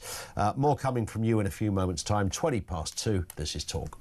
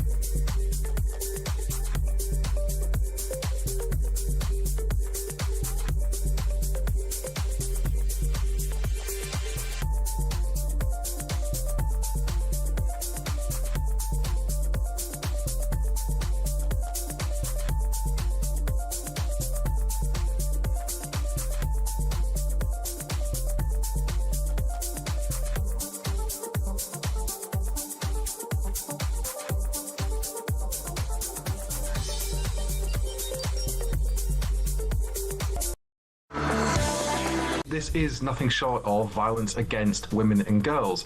We are seeing online children being undressed, the sexualization of images of children. It is illegal. I don't want to ban any social media platform, but they have to get their house in order or face the consequences. It was insulting when they decided to allow the premium feature to continue, i.e. if you pay for it, you can sexualise an image of a child. That is absolutely sick, it's vile, and it's frankly not in line with British values. Across the UK, on DAB+, on YouTube, on your mobile, and on your side. This is Talk. It is Talk, 0344 499 1000. This one from Matt in Seaford. He says, if a person posts a bikini image on Twitter using Grok, they can be traced and arrested as it's a premium account. This is the new way. It's Musk got this up and running, Finn, at the moment. This premium account is it started in order to make these images. If someone uses another AI platform and posts on Twitter, they can remain anonymous as they don't pay for premium. It's not Twitter's fault, it's so basic. Bang on. I mean, that's the bit the government have got horribly wrong. That we're only picking Grok because this sort of, I was about to say fashion, that kind of underplays it. But there was just a moment, as you get from so many elements of the internet, there's a moment when everybody, it was kind of the 6-7 moment of the adult world, I suppose, if that makes sense to parents out there. But yeah, it's not just, so Grok became like the centre point of discussion, but it could be any AI tool, anywhere, and you can then just take that picture. Finn made one of me yesterday dancing in a bikini, and he's not got the premium. Did you do it on Grok? He did do it on Grok, yeah. There was no premium anything involved in that. And you got me in a bikini, looking, I have to say, looking quite tasty. I mean, even though I say it myself, I watched that last night 126 times before I went to sleep, just to satisfy myself that bodily brilliance is something that's achievable. Did make me a bit skinny in the arms department, though, a bit worried about that, but fairly muscular. Let's go to Louise in Kent. Louise, back to that big issue of reform and the Tories. What are you making of it all? Good afternoon. Yeah, well, good afternoon. I mean, firstly, what can I just say, with what this government is doing with the place in London, the Chinese embassy in London, yeah. I don't think I've ever been so frightened by what a government is doing, not increasing our defence, the lot. Anyway, so there's all of that side of it. Yeah. The government really frightens me, actually. Really frightens me. It's a bit weird, this one, isn't it? It's horrible.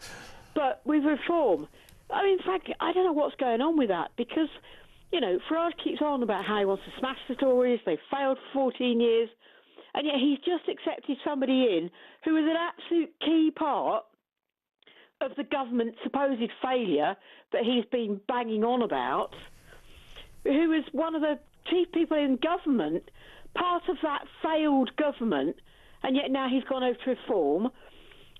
He was a failed MP, lost his seat, like many of the others who've joined reform have. Yeah.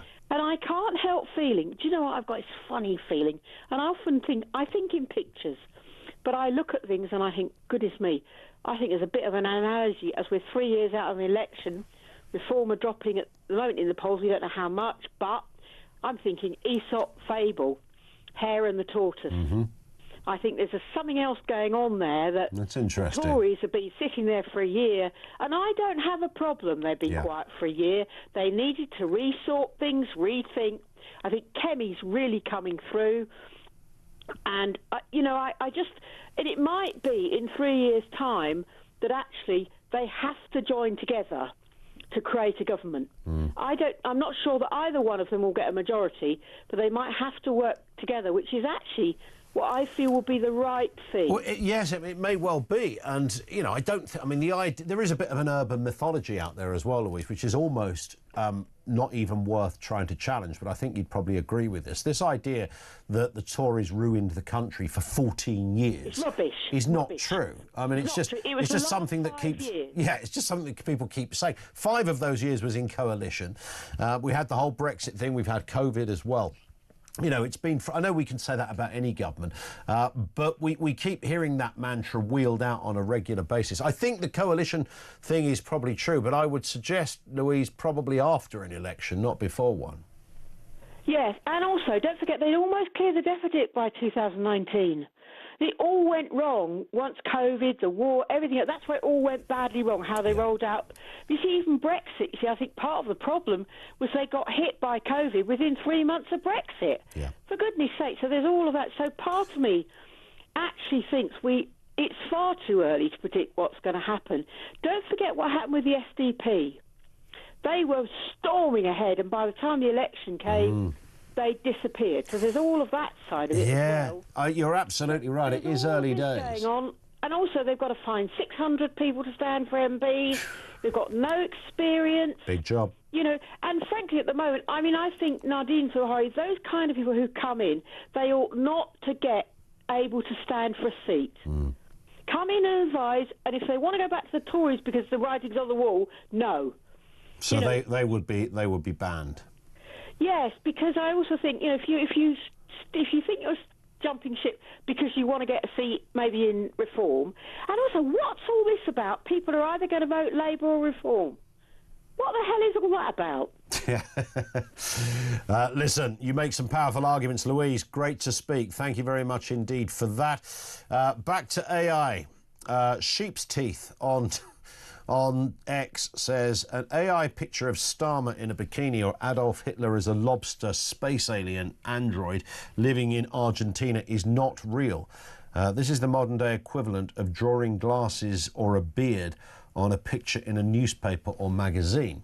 Unless, of course, it's your 16-year-old daughter wearing a G-string, a lacy bra, while touching her toes and taken from 6 different angles. And then published to the world. That's kind of the difference. And published in all sorts of contexts. You know, published as, oh, this is our new top model.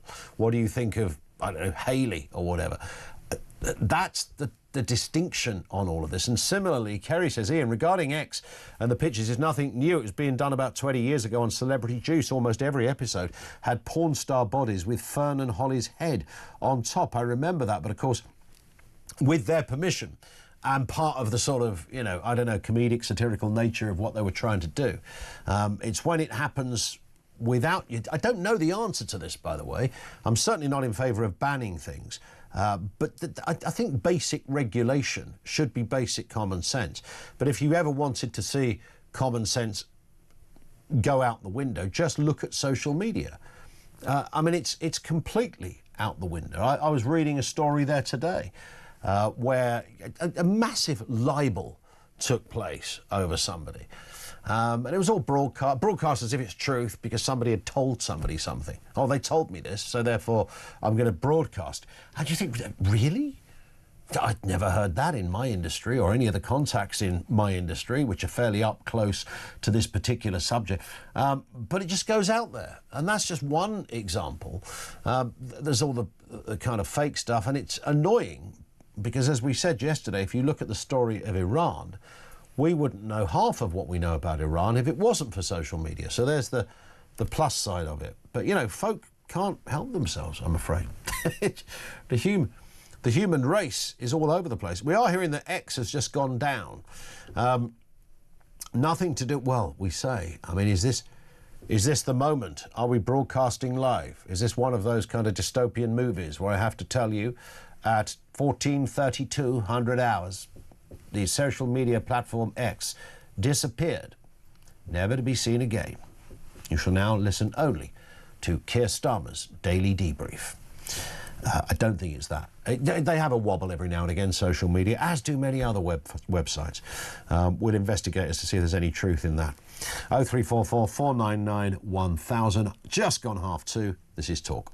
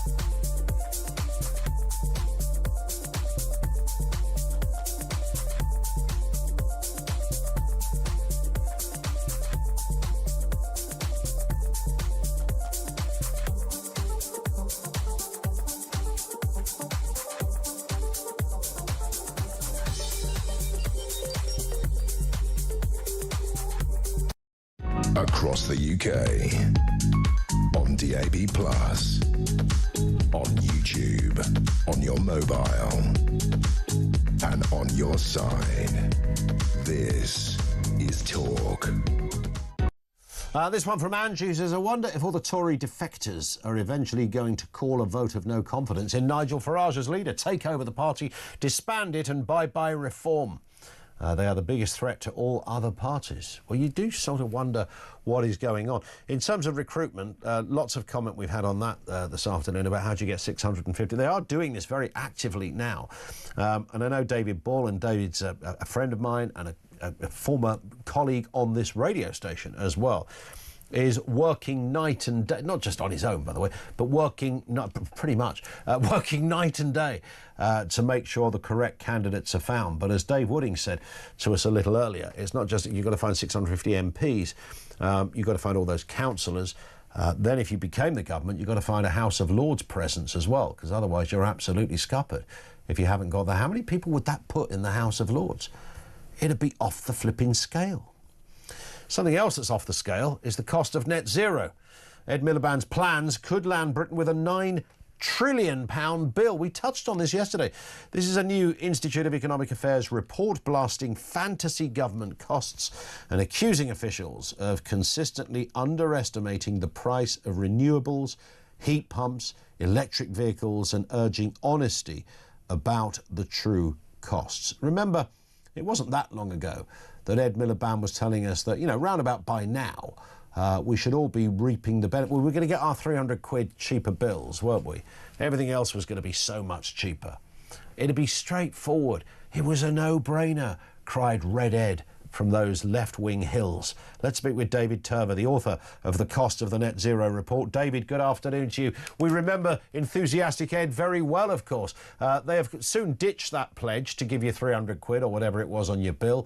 It looks like they might be ditching a load more stuff at this rate. Absolutely. Well, it was never true. True. If anyone did it's any true, it was never true. Just a fag packet calculation on what he'd done, it was always a fantasy. In fact, I wrote about that when it came out. But now we've got the various public bodies making their own estimates of the cost of net zero, and it keeps going up.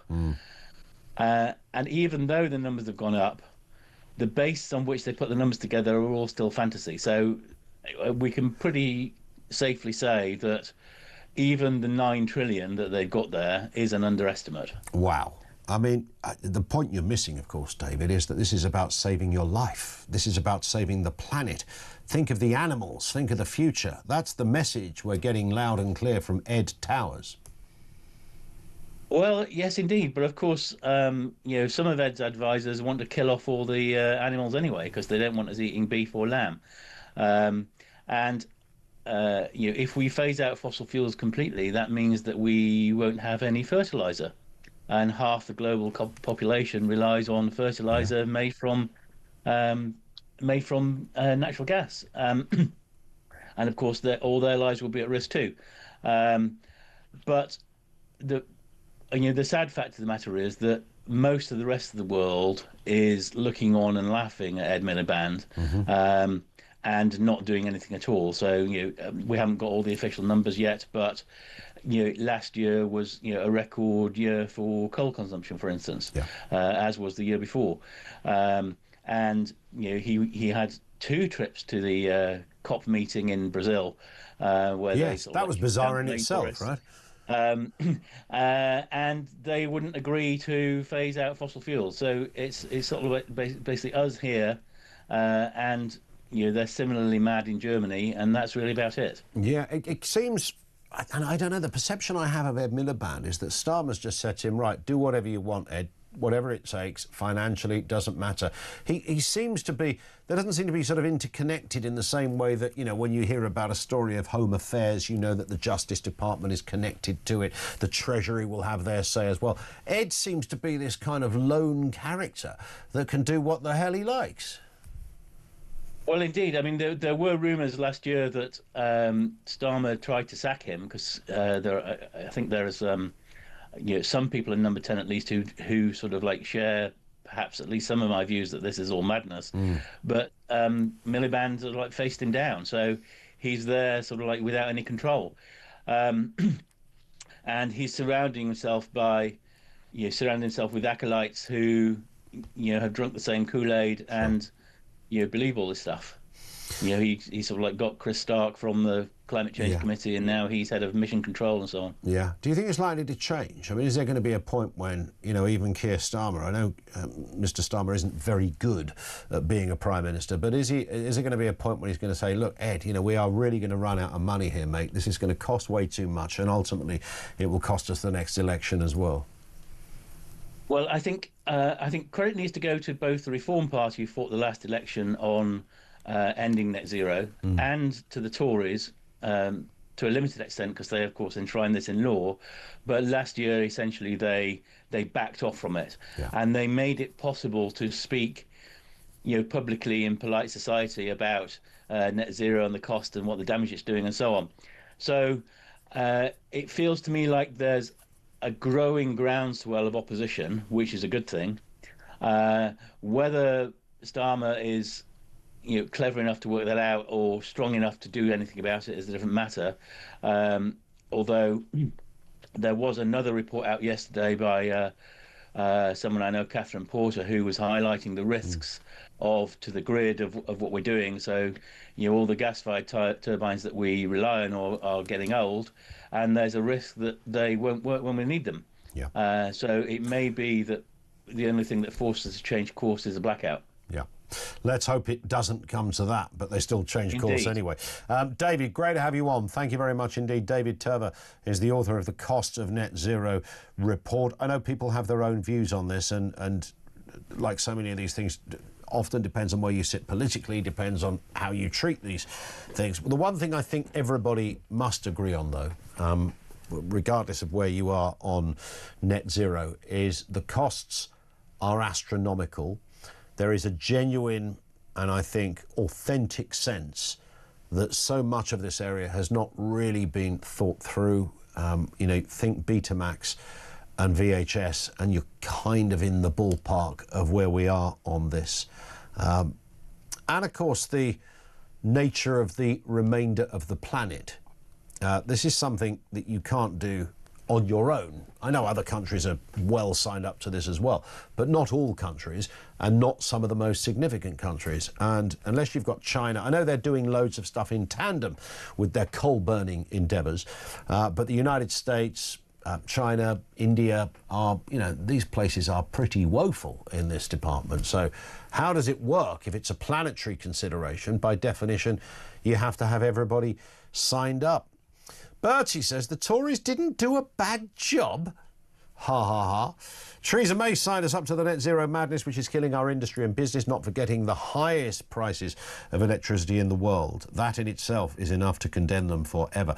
Well, my point was they did a very bad job, by the way, in so many ways. Just to clarify, Bertie, the idea that they did a constant bad job for 14 years, that's 3 elections they won in that time, more or less, is simply not true. And in fact, when they were in coalition, it was all fairly unremarkable stuff, wasn't it? Coalitions sort of, they're curious things, as we discovered, the first time most of us had ever seen one. And it kind of just drifted along. And I often wonder what I talked about on air back then, during that period. I was absolutely on air during the entirety of that time. Because they feel quite unremarkable in some respects, those years, pre-Brexit, pre-COVID and all the rest of it. And people didn't like the Tories for lots of reasons, but they were usually just sort of political ones, not quite the position we found ourselves in now. Maybe Bertie is right that it was the net zero thing that Theresa May was absolutely wedded to. Was the tipping point. Kaz says, I think your video broke down. Seems weird that you talked about it and X has gone down.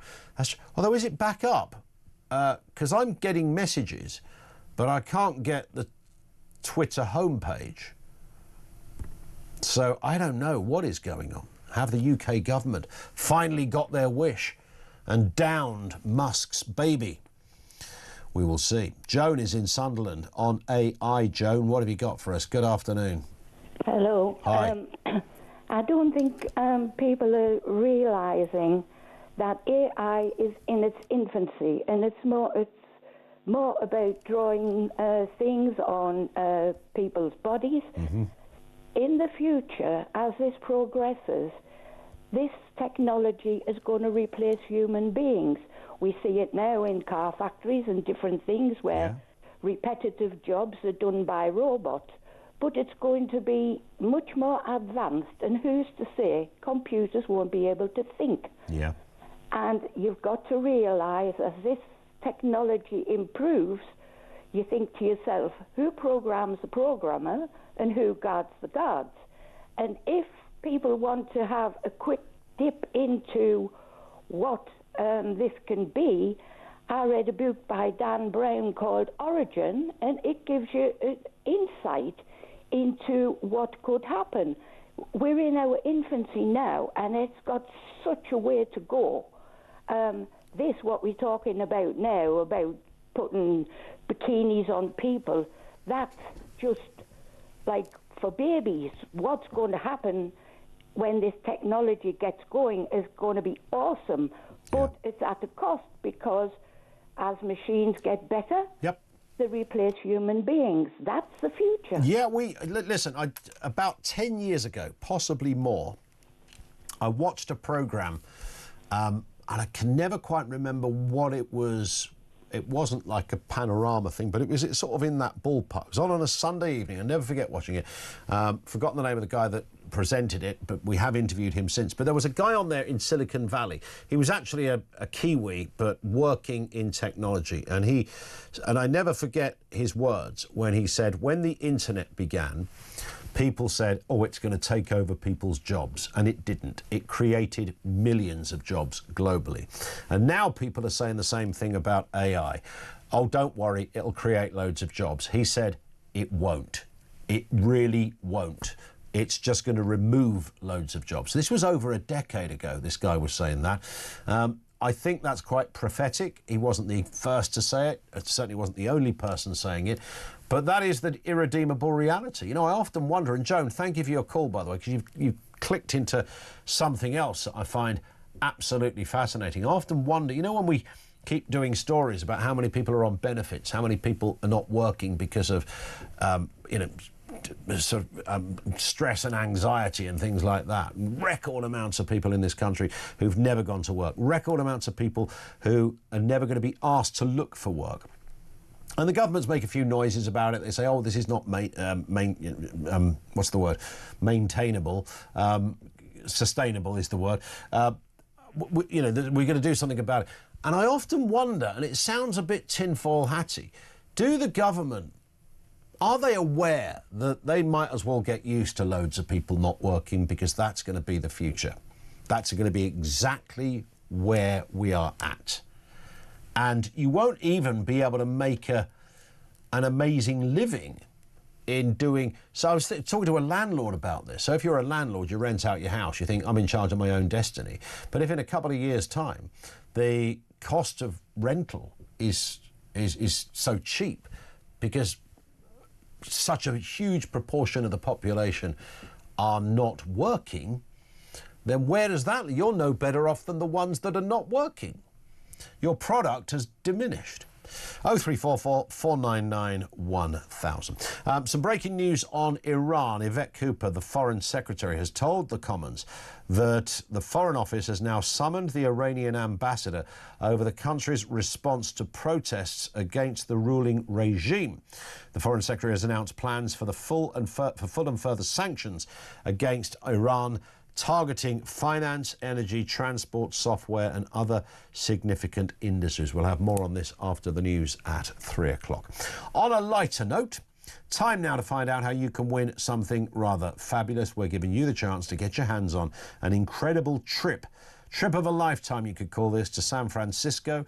We're giving you the flights. We're giving you a 3-night stay in a 4-star intercontinental hotel. We're even giving you £2,500 spending money, but that's not all. We're throwing in tickets to the Super Bowl to top it all off. Let's find out now how you can enter.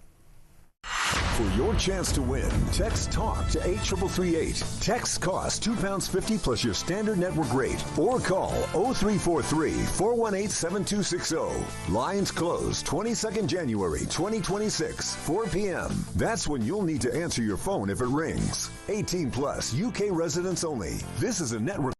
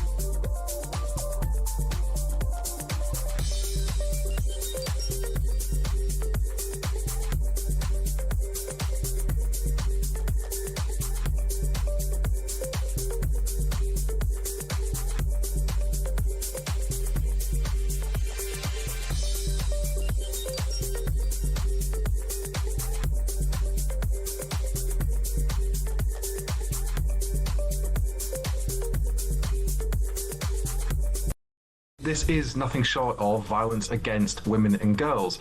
We are seeing online children being undressed, the sexualization of images of children. It is illegal. I don't want to ban any social media platform, but they have to get their house in order or face the consequences. It was insulting when they decided to allow the premium feature to continue, i.e. if you pay for it, you can sexualise an image of a child. That is absolutely sick, it's vile, and it's frankly not in line with British values.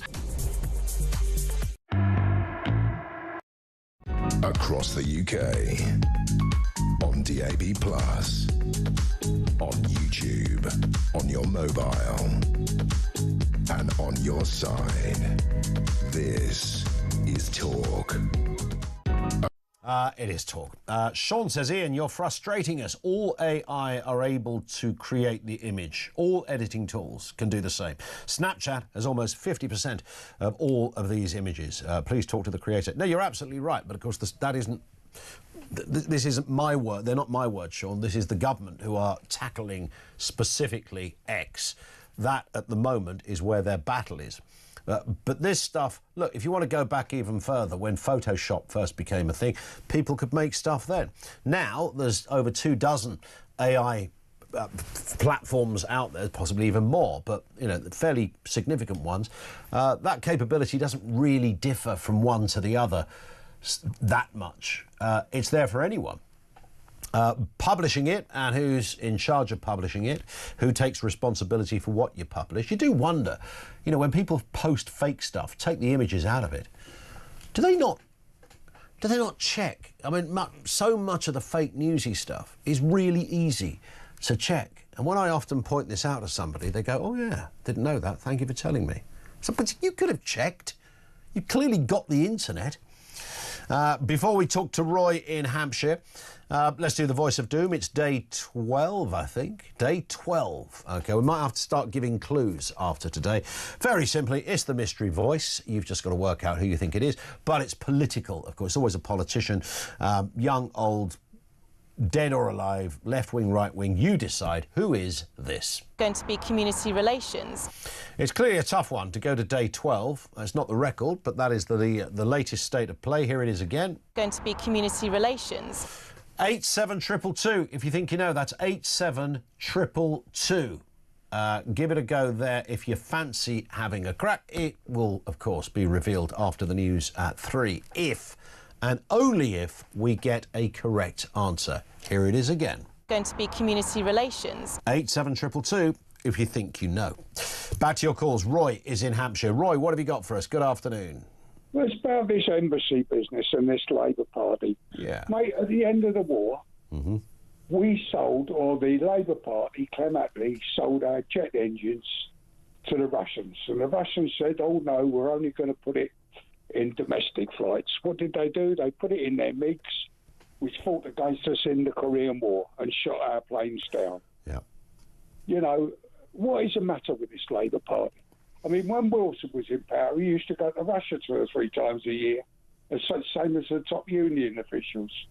You know, now we're cozying up to China. We're not the only country, of course, and, you know, even Donald Trump talks about President Xi as being, you know, my friend. Now, I don't believe that for one second. Do you think the governments, and I would imagine it would be the same under the Tories, do you think they sort of have to play this game, this sort of public game that we're friendly with them, because to do the opposite would be deadly? You can be friendly with them, but you don't have to bend over backwards. Well, you don't allow them to build an embassy with 200 secret bunkers in it. No, the Prime Minister's job, mate, is to protect this country. And all he's doing is selling us down the river. The guy Starmer ought to be arrested by MI5 and locked up. He is a traitor to this country. They've given him... I mean, that's quite strong stuff. He's a traitor, you think? He is a traitor. Who in the hell would give away one of our bases? Well, the Conservatives would have done. Then you know, give them 30-odd billion pounds.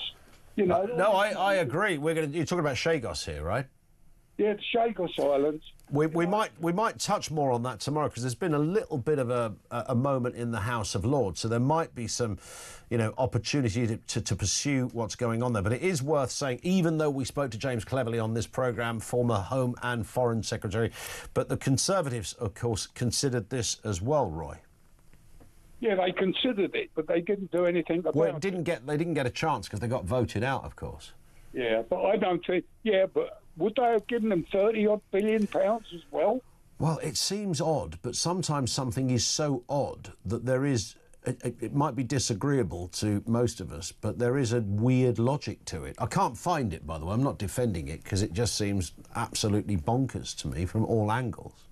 Yeah, particularly since China will end up being the chief beneficiaries of us giving away Chagos. Yeah, but we've got to rearm, Ian. Yep. That money that we've given them then, what would that have bought? You know, with tanks, we need more tanks. We need new aircraft. Potential war going on in Iran. You know, we need that stuff. So you do scratch your head. I think the civil service is at play here, and the problem with that is that this government loves the civil bureaucracy and all these tentacles in all sorts of areas. They've got no desire to streamline the civil service. The bigger the better. Yeah, you're right, mate. You're right. Yeah. Spot on. Roy, thank you very much indeed for that. 0344 499 1000. We're also hearing that Donald Trump is telling Iranians to keep protesting and that help is on its way. Of course, we are going to talk about this after the news. The Iranian regime are saying, actually, all the protests are over now. It's been sort of potentially around about 2,000 people have been killed. There are reports that one man is due to be executed tomorrow. Because of his protesting proclivities. I mean, what, really?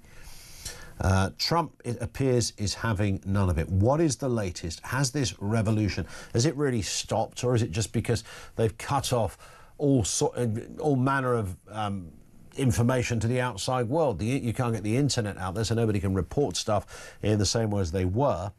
What is the reality? Lee in Saffron Walden says, I asked ChatGPT to produce a photo of me, of what I'd look like in 30 years' time, and it came back with a picture of a coffin. Yeah, it's very unkind. Dick says the government should concentrate on making our streets safer for women and girls and not social media. Fair point. This from Gary in Bolton says they're saying they won't vote for reform as taking too many Tories, or if they have to form a coalition. They are making the perfect be the enemy of the good. We can now not allow another left-wing government, or the country is gone, says Gary. I think you're absolutely right on that one. Kent says, wait until AI gets so good that governments use it as a weapon to manipulate voters. If they haven't used it already, they will.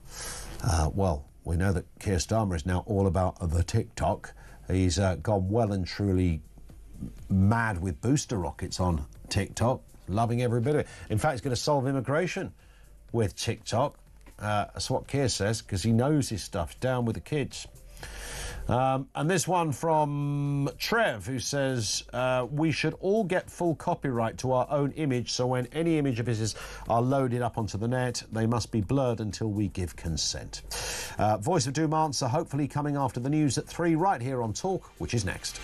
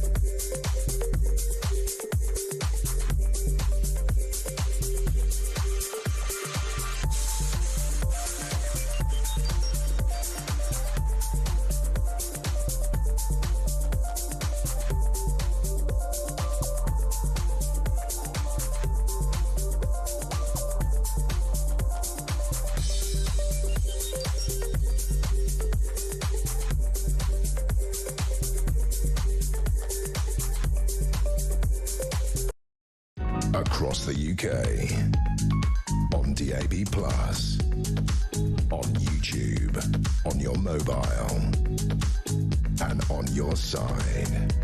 This is Talk.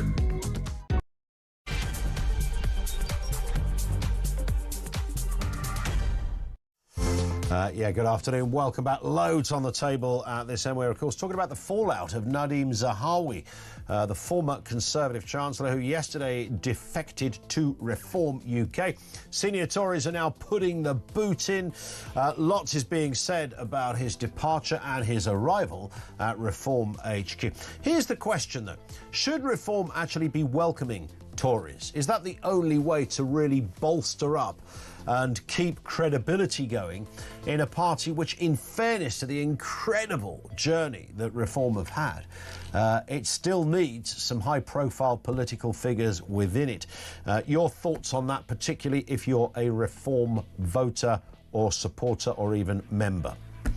Also this afternoon, Ofcom probing Grok child abuse deep fakes as Britain considers blocking X. One minister says a ban is on the table. Musk calls it fascist. Ministers are backing Ofcom and critics warn of a free speech overreach. Your thoughts on that? It is a tricky one.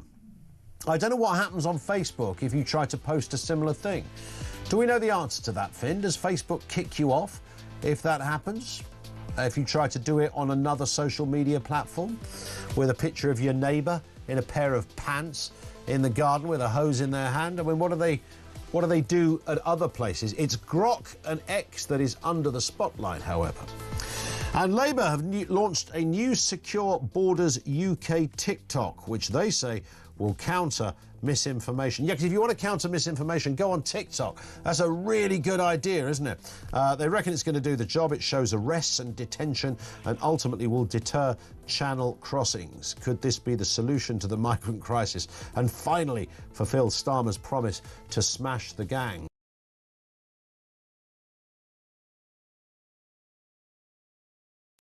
solves the problem. He is Jesus. Spoiler alert, he's not. Details to come, everything you need to know, all the breaking news right here on Talk 0344 499 1000. The Iranian story continues, of course, despite what the Iranian administration and the Ayatollah might like to tell you. Yesterday we saw Nigel Farage and others joining protesters outside the Iranian embassy, leading chants of freedom for Iran to cheering crowds. Meanwhile, Donald Trump has announced a 25% tariff on goods from countries with commercial ties to Iran, as rights groups say that more than 600 protesters have been killed in 3 weeks of protests. Some figures put that as high as 2,000 people who have lost their lives simply protesting, and there are suggestions and stories there could even be executions for those who've been caught protesting. And in the last hour, our own Foreign Secretary Yvette Cooper has talked about sanctions on Iran. Let's firstly get a word from Lily Mu, Iranian British human rights activist. Lily, good afternoon to you. Nice to have you with us. Well, listen, when I hear the Iranian administration say it's all stopped, don't worry, everything's fine, my immediate reaction is to think the very opposite to that. Which one is true? Thank you for having me, Ian, and good afternoon to you and all of your viewers. I want to say that a regime that lies through its mouth as if it's the truth is not to be trusted. Mm-hmm. And even the figure of the number of the people shot and executed by that bullet, by the hands of the IRGC and the Basij and the brutal forces of the Islamic regime. In certain Iranian media, outside of the country, there are figures as high as 12,000. Wow. We do not know what this regime has done to our people during these past 4 days of darkness. Sure. The digital darkness that Iranians experienced was an opening of massacre. What we have witnessed here is the bodies of our protesters held hostage by this regime, asking for extortionate prices of the families of these protesters as punishment in order to even get those bodies. And this is the behavior that also Hamas has done during the October 7th atrocities that they committed. Even bodies have been held back. And this is exactly what the Islamic regime has done. And every time they also execute our young children, our people, they keep their bodies hostage. We need to pay attention to the atrocities of this regime. And I have one comment to make to our dear Prime Minister Sir Keir Starmer. You made a comment saying that calling the IRGC a terrorist is futile. I have been living on the run for the past 3 years. I am breaking my silence here right now. As a British woman, for speaking out against the IRGC and speaking out against the Islamic regime itself, I had to almost flee to America and almost become a refugee of a British status. A British person becoming a refugee in America because the United Kingdom cannot assure my safety because of IRGC. That statement, sir, Keir Starmer, you should be ashamed of yourself. IRGC is a terrorist organization, and the 30,000 Iranians and the British people who came outside of your house, your residence in Downing Street on Sunday, they all called for the proscription of IRGC, the very terrorist organization that is killing my people in thousands, and they called for the Crown Prince Reza Pahlavi to return home. Pay attention to the people and their voices. I, as a British woman, demand protection for my people and for the British people in this sovereign country. The activities of IRGC is indoctrinating the youth of this country, and we demand safety for our people. On top of that, MEK has a leader called Maryam Rajabi. She is banned from entering the United Kingdom because her entrance and her views pose a threat to the national security of this country.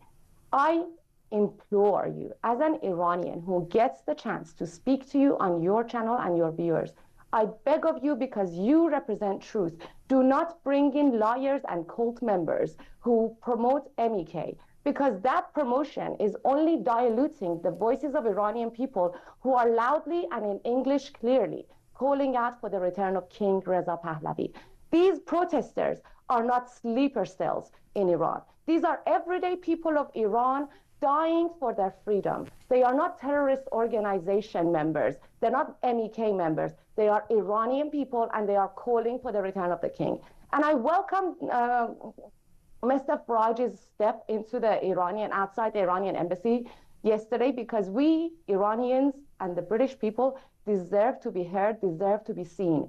How the Prime Minister has the audacity to constantly repeat the name Palestine for 2 years and keep a silent voice on Iranian people is shameful. And guess what, Prime Minister? And guess what, BBC, who lies about Iranian people dying? We are coming to the streets of London again. The British people are coming to the streets of London, defending and showing solidarity with the Iranian people. I welcome every single step on the streets of Whitehall this weekend and this coming Sunday and outside the BBC to show truth and show and demand responsibility and recognition and to call out the inaction of this very anti-Semitic and anti-British government, the Labour government that's appeasing and shaking hands with the IRGC. The Prime Minister has the audacity to take a flag of Ukraine and put it on top of the number 10 while shaking hands with the very terrorists that blow bombs, throw bombs at the Ukrainian houses and civilian infrastructure at the hands of the IRGC. It is, and that's very powerful stuff, Lily, everything you have just said. And what I find confusing is that it's not even difficult to understand. Everything you've said is very easy. A 10-year-old could be able to make that assessment about the Iranian regime. That is not new news, but for some reason it has eluded the administration in this country. Give us your take, though, Lily, if you would, on the current position of the Iranian administration, which is that the protests are over. It's back to normal now. What do you make of that? They are liars. They are ready to execute our young people. They are torturing and raping our people in prisons. They are shooting with bullets at the eyes of our future generation. They want to raise an Iran that is blind. But guess what? Light prevails. Light triumphs darkness. Nur bar tariki piruz ast. That is the message of Iranians. This is the message of the Zoroastrians. Light wins. Iranians will win. Let the cups that are already full with fullness overflow with truth very soon. Iran will be free. And I very much thank you and your platform for giving me the platform to share our story truthfully of the voices of Iranian people. The number of deaths that I have witnessed over the past few hours, the fact that I have even maintained my sanity is still a surprise to me myself. Honestly, it's appalling, the atrocities and the silence from the self-serving, self-hating, self-proclaimed saviors of the international community. You, self-hating white person that wears the keffiyeh and starts punching their chest with their heavy fist for Maduro and for the Ayatollah, shame on you. The Palestine Action Movement, shame on you. Iranian people are outside the parliament today. They are calling the MPs and the ministers today. They are calling for support with the Iranian people right now as I am speaking to you outside the parliament. And guess what? Every single night we are going to be outside the Iranian embassy because the Iranian embassy belongs to the people of Iran and not to the occupiers, the terrorist occupiers of Iran who call themselves diplomats and walk around this wonderful country with diplomatic impunity. I demand that this government calls them into action, calls them and removes their diplomatic impunity and takes them to court for the crimes against humanity that they have committed outside of the UK and inside of the UK, including crimes against myself. Lily, that's an incredibly powerful moment to hear you speak with your own experience and with real qualification. Thank you for coming on. We will speak again. Lily Mu, Iranian British human rights activist. Her perspective, which I think is right to say, is the perspective shared by many, many people and many other administrations. Thoughts on what she said about Keir Starmer there, really strong stuff. Thank you to Lily. Let's get a word with Emily Schrader, journalist and commentator, Israeli-American journal, on the wider issue around this region. Emily, good afternoon to you. Nice to have you with us. I mean, we heard there from Lily, and of course what she says there, or one aspect of what she says, which is true. Nothing happens in a vacuum in the Middle East, of course. The ramifications, the knock-on effects are absolutely vast.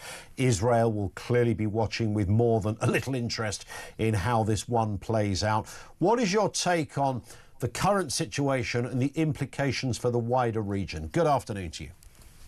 Good afternoon. Thanks for having me. So I do see from contacts that I've had inside Iran, we've had very limited contact the past few days, as I'm sure we're all aware at this point. We're more than 100 hours into that communications blackout. But a few contacts I've been able to interact with for a limited amount of time via Starlink. And they have confirmed pretty much the most harrowing reports and footage that we've seen surface in the past few days. Deaths at least in the thousands. We saw today Iran International estimated 12,000 casualties. Yeah. From everything I've heard and everything I've seen, it does seem like that higher number is far more accurate than the original 600, 500, 600 that we heard quoted. Despite that, there's a lot of determination that I've never seen, even in the 2022 protests over Mahsa Amini and in previous movements. We haven't seen this. If that number is indeed accurate at 12,000, it will be the largest killing of Iranians in recent history. I'm not surprised. This is par for the course for the Islamic Republic. They're known for murdering their own people. We saw it with the false flag attacks that they've carried out, the PS-752 airliner that they shot down of their own citizens. We saw it also with the Cinema Rex terror attack, which, oops, it turned out that was also the Islamic Republic. This is what they do. They are an oppressive regime that will turn their guns on their own people at any chance that they get, at any challenge that they face. And that is why we see such a unique solidarity today, actually, between the people of Israel and the people of Iran. We've seen that solidarity since October 7th because they've truly understood the threat of these terror proxies. The fact that billions of dollars from the Iranian people is being stolen, is being taken by this regime, is being laundered through places like the UK, among other countries, and then is being used to fund terror proxies like Hamas, Hezbollah, the Houthis, and other groups as well, including in Iraq. So it's a very, very dangerous situation for all the Middle East. The longer that this regime continues to stay in power, the more people will die. Interestingly enough, disproportionately, the highest number of victims from this regime are actually other Muslims, particularly Arab Muslims throughout the region. So everyone should have an interest in this regime falling. And it makes me very, very saddened to see the international community, particularly the West and democratic countries, failing to grasp the desperation of the Iranian people who are begging for assistance, be it logistics assistance, internet connectivity, cyber disruption, or even kinetic assistance, as we see people begging on the streets for assistance from President Trump to take action. But beyond that, I also think we have to have a frank discussion about Europe and their lack of, credibility when it comes to dealing with the Islamic Republic over the past 47 years. Why is it that even today, the UK hasn't proscribed the IRGC as a terrorist organization? Why is it that the EU hasn't? This is shameful. Much more needs to be done. And on top of all of that, we do need to see support from the international community, especially Europe, in expelling these diplomats of the Islamic Republic and ultimately revoking recognition of the Islamic Republic of Iran because they are an illegitimate, occupying regime that has hijacked the nation of Iran and taken 90 million people hostage to their genocidal ideology that has terrorized the entire Middle East, including me sitting right here in Tel Aviv talking to you, and it has to stop. In terms of their current position, which is nothing to see here. Everything has stopped, so you can all go home, forget reporting. There was a few protesters, we had to deal with them, but broadly speaking, everyone's happy. And in fact, there were even people on the street with banners of the Ayatollah chanting in favour of the regime. So nothing to worry about going forward, it seems, Emily. Well, I will say that the one thing the Islamic Republic has always been very good at is propaganda. They've been very active on this front for many, many years, and now is no different. The difference now is only that they are using this propaganda against their own people. And that's why we see that even in interviews and conversations that I've had, I've confirmed that people who have lost loved ones are being called into the forensic centers to identify piles and piles and piles of bodies. And they're being told by the Islamic Republic that they will not receive those bodies back for burial unless they sign a document stating that their loved one wasn't in fact a protester, but was a member of the Basij, the police on the ground in Iran, and that they were killed by the protesters. So already they're trying to frame with false confessions, with false forced confessions, they're trying to frame the execution of the arrested protesters as something legitimate by framing the protesters as those who are attacking, these innocent policemen, even when in fact they're the victims. So the level of cynicism going on here and propaganda is appalling. I should also add that they're forcing those families to pay 1 billion tomans, which of course they don't have. It was one of the triggers for these protests. No one has money in order to release those bodies. It's absolutely sick. It's sick, and people don't realize the level of depravity. 100%, and it's interesting to hear your voice and the voice of Lily beforehand as well, with real strength and passion on this. Do you sense, though, just a final point, Emily, that the protests are still going on? Do you think they are still as mobilised as they were? Is there a pause? From what we can ascertain, and it's very hard because, as you say, there's a bit of a blackout going on over there. There's no internet, hard to get information coming out. Is the revolution still underway? I do believe that it's underway. I don't think that the Islamic Republic can recover, from what they have already done. The protests are still going on from the limited conversations that I've had. However, the people in Shiraz, for example, don't know what's going on with the people of Tehran. So there's not a lot of connection even internally. So we don't know how widespread it is. We do know that there is a massive presence in many, many cities, including some of the smaller cities. As of last night, we're just not getting the information in real time. We're usually finding out about 8 to 10 hours later when people get home, when people are able to send footage with whatever limited internet connectivity they have. But it is still going on. There is a clear call for regime change, for the return actually of the Crown Prince, Reza Pahlavi. This is the united call, at least for a transition. And I'm very hopeful, and all of us in Israel are very hopeful that we'll be able to see that happen. I know just a few minutes ago, President Trump tweeted, again, help is on the way, and told the Iranian protesters not to give up and not to stop fighting. So that's a pretty strong statement coming from the American president. Absolutely. Emily, thank you for your time. We will, as I said to Lily, we'll speak again, I'm sure, on this. Emily Schrader, journalist and commentator. Thank you to her. Some real anger in both of those voices, as you heard, and particularly Lily, whose anger was not exclusive, but very much aimed at our own administration, Keir Starmer, who cannot recognise this organisation as a terrorist regime. I don't know why. Well, I do know why they can't. They just can't go there. It's not in the Labour DNA to start talking about these people being terrorists. It's always been the case with the Middle East. Christopher Hitchens used to speak on this really well as to why those on the left just can't bring themselves to call out everything from terrorism attacks to homegrown terrorists to situations like the Iranian regime. They can't go there. They can't. There's something about making very strong views against countries like Iran that doesn't sit comfortably with Labour. Quite clear, demonstrably, that is the case. 0344 499 1000. This is Talk.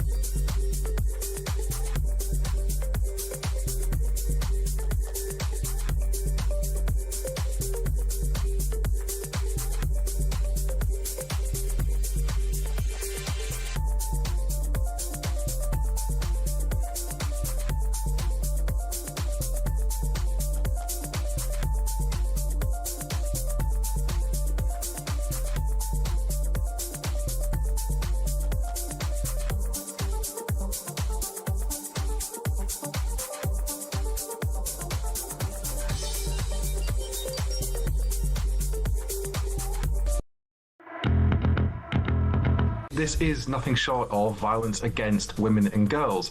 We are seeing online children being undressed, the sexualization of images of children. It is illegal. I don't want to ban any social media platform, but they have to get their house in order or face the consequences.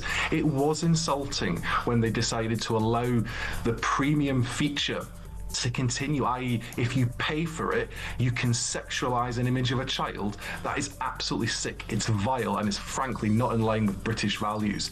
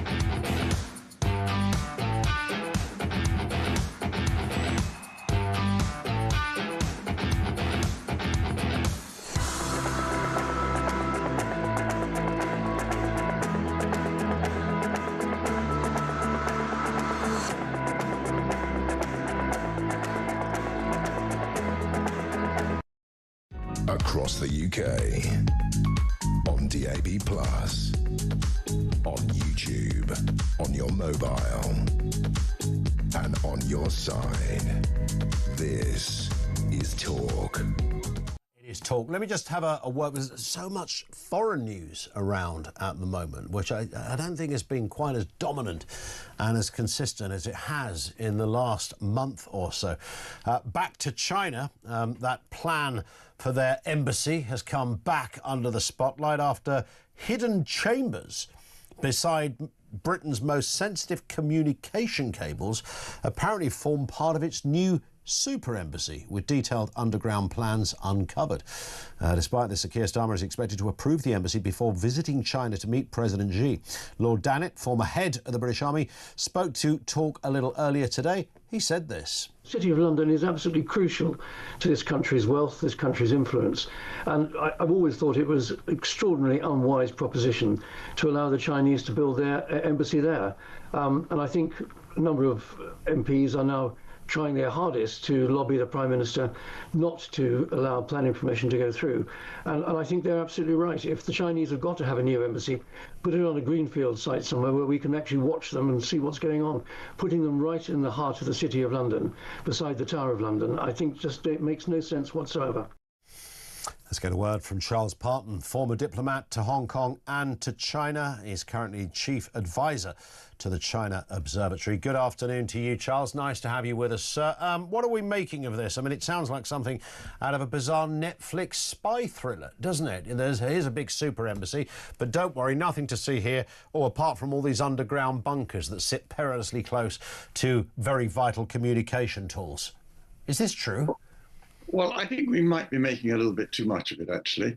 That really depends on these cables. If there are indeed sensitive cables, and I think there must be, after all the information that's come about on them, then the question is, can they be rerouted? And if they can, and if the security services are happy that there is no security threat, then I don't think the rest of the arguments that have been put forward for stopping this embassy actually hold sufficient water. I mean, the two main ones that, apart from the cables, are one, that it's going to be a massive spy centre. Well, I think that the Chinese are very unlikely to run any sensitive agents out of an embassy. They tend to run them in third countries, well away from embassies which are surveilled and observed. And the second argument is that the basement will be used as dungeons for transnational repression and torture before shipping to China. Again, if the Chinese are going to do this, and they haven't done it since 1898, kidnapped anyone on the UK streets, that was Sun Yat-sen back in 1898, I think, then they wouldn't put them in an embassy, which is a place where you can keep an eye much more easily. You put them in a safe house somewhere and ship them out. as soon as you can. So it's all about the cables, in my view. OK, and that's fair.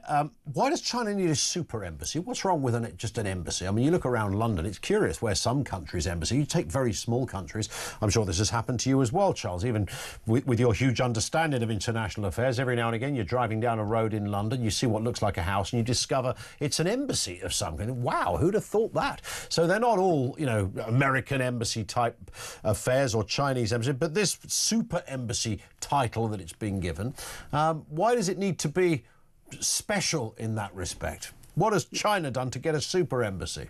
Well, first of all, China's a big country, and it has a lot of interest in the UK. I mean, it has a big visa section because there are a lot of people wanting to go to China. It's got a big education section, a trade industry, the normal political relations, etc., etc. At the moment, it's got seven sites, maybe 8, I'm not sure, across London. If you aggregate it and put those all together, it would probably they would all probably be as big as, if not bigger than, the new site. And the other thing is that the Chinese always like to have all their personnel together. Maybe they don't trust them, but they like to keep an eye on their people, whether it's in China or outside China. And that means that they are putting all their accommodation on site, which is not the norm for other embassies. So put all that together and you need a big site. And I suppose when they were looking for a new site 8 to 10 years ago, there weren't many big sites that are in centrally placed. This was one of them. It was purchased. The Conservative government at the time had no objection. That was Mrs. May, and over the years, opposition has risen. So it is a very large embassy, but I think in those terms it's explicable. What do you, just a final point, and I suppose a slightly wider issue about our relationship with China. You know, Mr. Starmer is accused of being too close to the Chinese administration. Mr. Trump often calls the president of China his friend. Sometimes he refers to him more as a foe. What is the reality for the West and China as you see it? It's a territory you know incredibly well. What should our relationship look like? I think it should be very cautious. I mean, both the Prime Minister and foreign ministers and even Rachel Reeves have said that number one priority is national security. And China is undoubtedly a threat to us in many different ways. But at the same time, we've got to get on with it. It's an important trade investment partner. It's an important for global goods, health, et cetera, et cetera. Not an easy country to deal with, not an easy regime to deal with, but we have to. So, you know, it's difficult for Mr. Starmer because he's got to balance our national security, number one, with our economic prosperity, with environmental demands also, because China's big in new energy and things like that, and also with public opinion. Now, that I have a great deal of sympathy for politicians who've got to balance off those 4 things because they are actually incompatible. Charles, thank you for your time. Really appreciate that. Charles Parton, former diplomat to Hong Kong and to China. Thank you to him. Thoughts on that? We'll take some calls and comments. 87222 if you're messaging in. We will do the Voice of Doom payoff as well before the end of the show, I promise. We've also got joining us Charlie Downs in a couple of moments to talk about the Prime Minister's new initiative to stop immigration. Has Starmer only gone and done it? You want the details? I'll tell you next on Talk.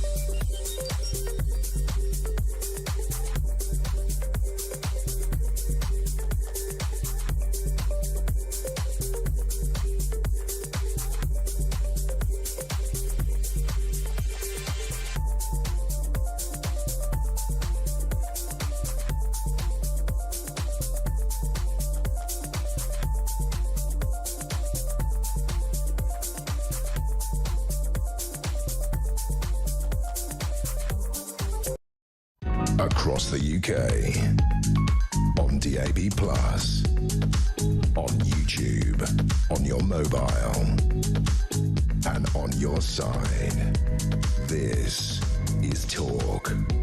It is Talk. Lots of comment coming through on everything from AI to China. This one on the issue with Reform and the Tories. Brad says, as an ex-Conservative member and now Reform member, I think that it's essential for the party to accept centre-right Tories. We need the parliamentary experience to deal with the blob. There is no point cutting off our noses to spite our faces. And Don says, Charles Parton is not very convincing. If our Secret Service are raising doubts about a Chinese super embassy, Starmer should listen. Not an unreasonable point.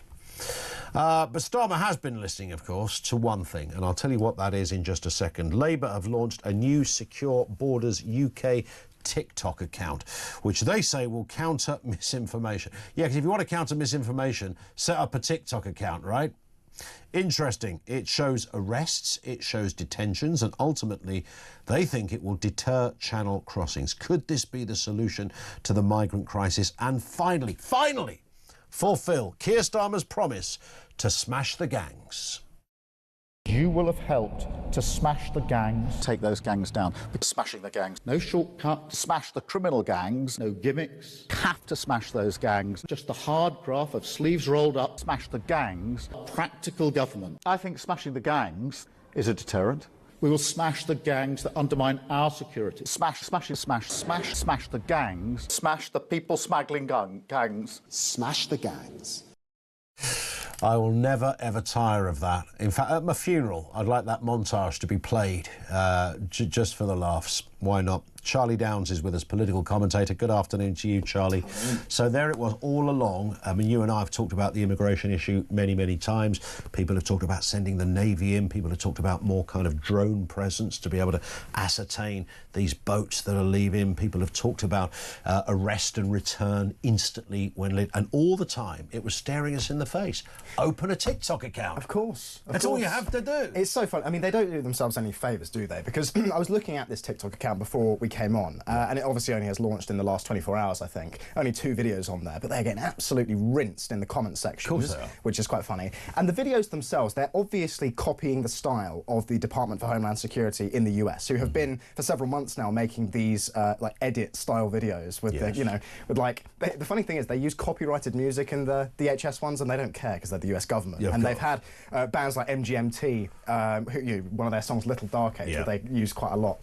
They've sort of just had a go at them. Sabrina Carpenter said, don't use my song, don't associate my, my you're work in with this. America, sister, you can't do anything about that. And when you watch the DHS videos, there is something about them. You can tell they've been made by a very online Zoomer. Right? Whereas when you look at these ones that the UK government are putting out, they have the feel of an online boomer. Well, I was actually going to say an online millennial who's kind of looking at trying to understand what makes the US ones cool and popular and interesting, and sort of trying to ape them. But the music they use is like generic, sort of no copyright stock music. The footage is poorly edited. There's no energy to it. So from like a technical perspective, the videos are not good. And this initiative in general, I just don't think is going to work, because I think a lot of people have lost faith in the government that they can, in Labour, I mean, that they can actually deal with this issue. And more to the point, this is just going to act as a vector for people to, I think, complain more about this issue. Because as I say, the comments are just flooded with people saying, we just don't trust you. The funny thing is, the comments they sort of split into 2 categories. They're either people saying, we don't trust you to do this, and creating a TikTok account is going to do absolutely nothing to solve the issue. And the other half are people saying, oh my goodness, you are copying the Trump administration, making these horrible, nasty videos, showing people being deported and all the rest of it. So it's like they can't win. They can't please anybody. Yes, indeed. Which I think says a lot about but they are, of course, simultaneously claiming that actually the data backs them up. There's never been so many deportations. I mean, the one thing many people don't realise is there are deportations all the time. The majority are voluntary, though. Yeah, they're voluntary. They happen. They don't always get publicity. So the idea that Labour came in and suddenly started deporting people is not true. They claim the numbers are up. They claim the numbers of houses they've gone round with a battering ram and taken away illegal migrants and arrested them is up. Everything is tickety-boo. The Prime Minister told Labour MPs immigration is under control. Well, I mean, look, the on deportations, as I say, over 70% of those that took place in the year to October 2025 were voluntary, which often also includes a payment to those self-deporting so that they leave. So it's actually, still more money being spent on this issue. It's worth a trip, isn't it? Yeah, Here, it certainly just is, to self-deport. Yeah. For $3,000 or whatever it is. Yeah, and look, I mean, it's better than nothing. But the bottom line is, more people are coming in than are being deported. So the net number of illegal migrants in the country continues to increase. And I don't think this government has the will to solve the issue. I think there's a number of reasons for that. I think this government is very much, it's controlled in a lot of ways by its backbenchers. Sure. And its backbenchers seem to be, based on the issues they have chosen to champion and the issues that they have caused a fuss about in the past, very ideologically driven progressive leftists in a lot of cases. And so they've got that problem to get through. And then there's the problem of the leadership themselves, I think, not wanting to solve this issue. Now, I do think that in the coming years, Reform are seeing a major slump in their polling at the moment. I think, that's even before they announced Nadeem Zahawi, their greatest big fish, sort of latest defection. Still ahead, though, of course, John. Yeah, still ahead. But I do think that if they were serious about seeing Reform off at the pass, they would actually just solve this issue. Because really, if they solve this, Reform don't have a huge amount to campaign on because they have created, they've made their brand really on this issue. It's their main issue. And when you poll people in this country, a lot will now say that illegal migration and the presence of illegal migrants in hotels and houses in multiple occupancy in their own communities is the most pressing issue that they face. And that's above cost of living, that's above wages, that's above taxes, it's above healthcare. It's a very salient issue. And if the government just solved it, which I don't think would be difficult to do, and actually I do think a social media strategy is part of that, because the people smugglers themselves, as we know, use social media. And so when we're addressing the pull factors that bring people to the country, actually leveraging social media to show the illegal migrants themselves and the people smugglers who are on social media that if you come here, this is what's going to happen to you. Look at this video of someone being deported or whatever. I think it could be done. And I think if they did do it, we could actually see Labour start to do quite well in the polls again. Wow. But whether they will, again, remains to be seen. I don't know whether they have the will to do so. But of course, they have competition on TikTok as well, because the smuggling gangs are also on TikTok. Exactly. So there's a kind of TikTok off between the two. In November, the Times reported that 80 people smuggling accounts were still operating. They tried to do a bit of a crackdown on this, but there were still 80 of them. The accounts had a collective reach of about 233,000 followers and 1.46 million likes. So now, of course, that doesn't mean to say every one of those is a wannabe migrant, but that's what the government are up against. And how much to notice to... I mean, if you are there on the shores of Calais, just ready to jump in that boat for your new utopian existence, but are you really going to go, I was about to leave, and then suddenly I saw Keir Starmer's video? Do you know what? To be fair, I think we should give them their due. That could actually happen, right? Because these people are on social media. Many of the illegal migrants themselves, there's plenty of videos out there of them sort of filming themselves on the boats, filming themselves chucking their passports into the sea, and so on. And so these people are actually on social media. And a large part of the reason that they come to our country is also because of what they see on social media. It's been shown, for example, I think it was by The Telegraph, that a lot of these people smuggling gangs use footage from like Manchester nightlife, for example, kind of girls in Manchester wearing club clothes, if you want. Almost, and putting these videos before. That's helpful, isn't it? Before in the wake of some of the headlines we are seeing. Well, indeed, but they put these videos before their prospective customers and say, if you come to the UK, look at what it's like, you know. And so these people are looking at social media. So if it was shown on social media that what will happen to them when they come here is they'll be immediately deported, then I do think it could have an effect. But again, it's the way that it's been done, because this account, Secure Borders UK, it's naff, it's tacky, it comes across as, it's very nanny state kind of feel about it. It feels very inauthentic, very inorganic. And that's, again, the Department of Homeland Security videos in the US, at the very least, they come across as having some kind of edge to them, but the ones that the UK government are putting out are just like, I haven't even seen. Is there a reason we couldn't play it, Finn? Is it kind of copyrighted or something? There's no sounds. We've got the images of it. It's just music. So I see, right. I'm not on TikTok, and one of the reasons, because obviously it is my generation, TikTok. But no, the reason I'm not is because I don't need any more social media in my life. You know, how far do you keep going with it? It's how many more scrolls can you do? Some of the response to this new TikTok account, Chris Philp, the Shadow Home Secretary, criticised Labour and called this account a pathetic gimmick, that it was a laughable attempt to stop boat crossings, yet another pathetic gimmick that won't work, he said. Richard Tice, the Reform UK deputy leader, said using TikTok will not magically solve the boat crisis nor stop the invasion of illegals. People want action, not trendy social media. Only Reform can sort this by leaving the ECHR. Of course, since Labour came to power, immigration officers have made 17,483 visits and arrested 12,300 people, which has led to 1,726 being returned to their home countries. I mean, again, it's a drop in the bucket, really, in terms of the total number that have come, because in 2025 it was 41,000 came over the channel illegally. Well, indeed, yes. In the last year, that 41,472. Yes. And, of course, 65,000 since Keir Starmer became Prime Minister. Yeah.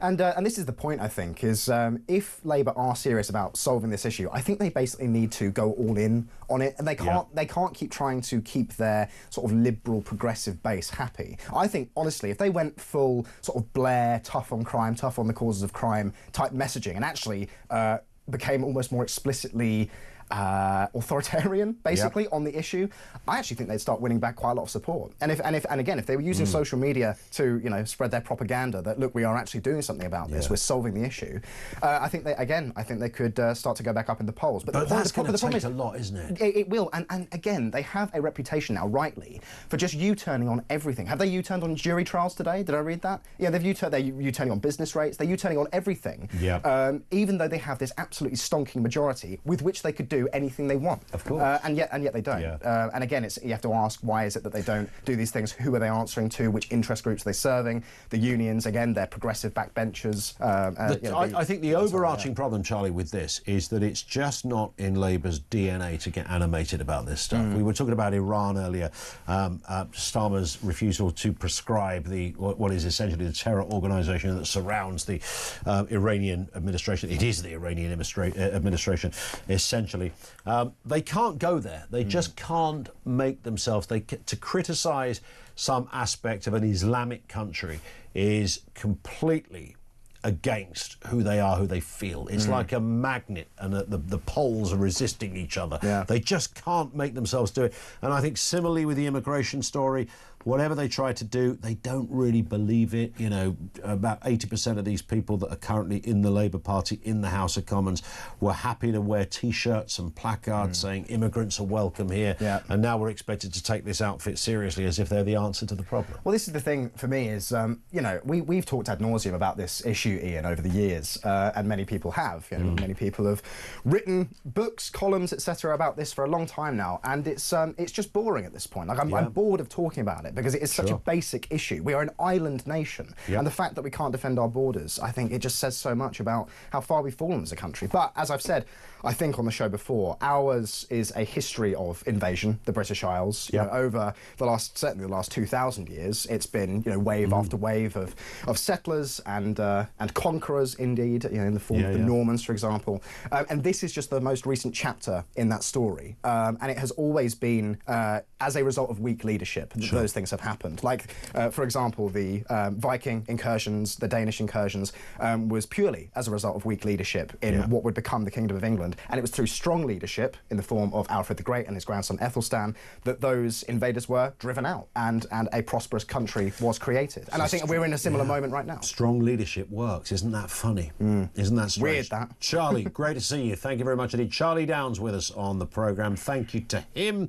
And just before we continue, I want to give you another opportunity to win, and win big, right here on Talk. Time to find out even how you could be in with a chance of winning that trip of a lifetime to San Francisco. We are giving away. Have a listen to this little lot. The flights, 3-night stay at a 4-star Intercontinental Hotel, £2,500 in spending money. It's already good. On top of that, tickets for the Super Bowl. Have a listen to this to find out how you could enter. For your chance to win, text TALK to 83338. Texts cost £2.50 plus your standard network rate. Or call 0343-418-7260. Lines close 22nd January 2026, 4 p.m. That's when you'll need to answer your phone if it rings. 18 plus, UK residents only. This is a network promotion. Full T's and C's at TalkSport.com. So for your chance to win, text TALK to 83338 now.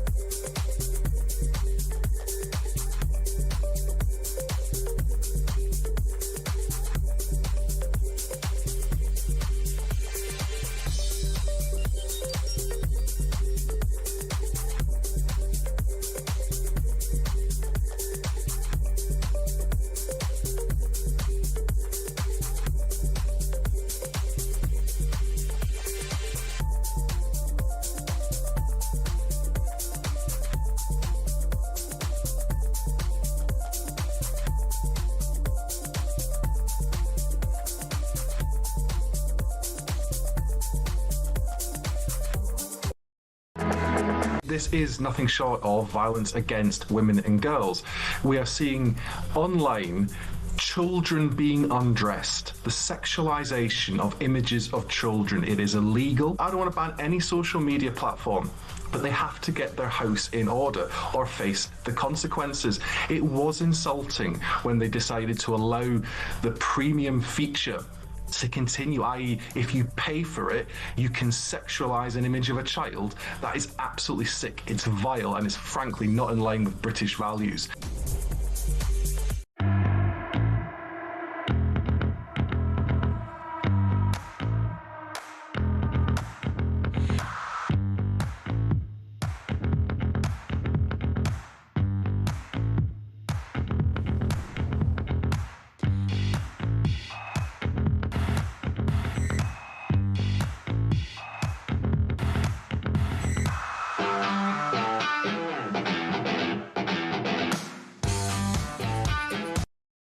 Across the UK, on DAB+, on YouTube, on your mobile, and on your side. This is Talk. It is Talk. We haven't given you the voice of doom answer. That's, of course, if we have an answer. Have a listen to the voice we played you around about, well, nearly an hour ago now. Here it is. Going to be community relations. Who's that? These are some of the guesses. Caroline Flint, Caroline Spellman, Emma Reynolds, Lena Moran, Nikki Morgan, Hazel Blears, Sonia Soda, Katie Lamb, Jackie Smith, Lisa Nandy. All of those are incorrect. We have yet to get a right answer. It rolls over. There will be clues tomorrow around about 10 to 3 on the Voice of Doom. No one so far has got it correct. Day 13. Tomorrow on the programme. Back to your calls. Reform, the Tories. What the heck is going on? Gary in Leicestershire. Afternoon to you.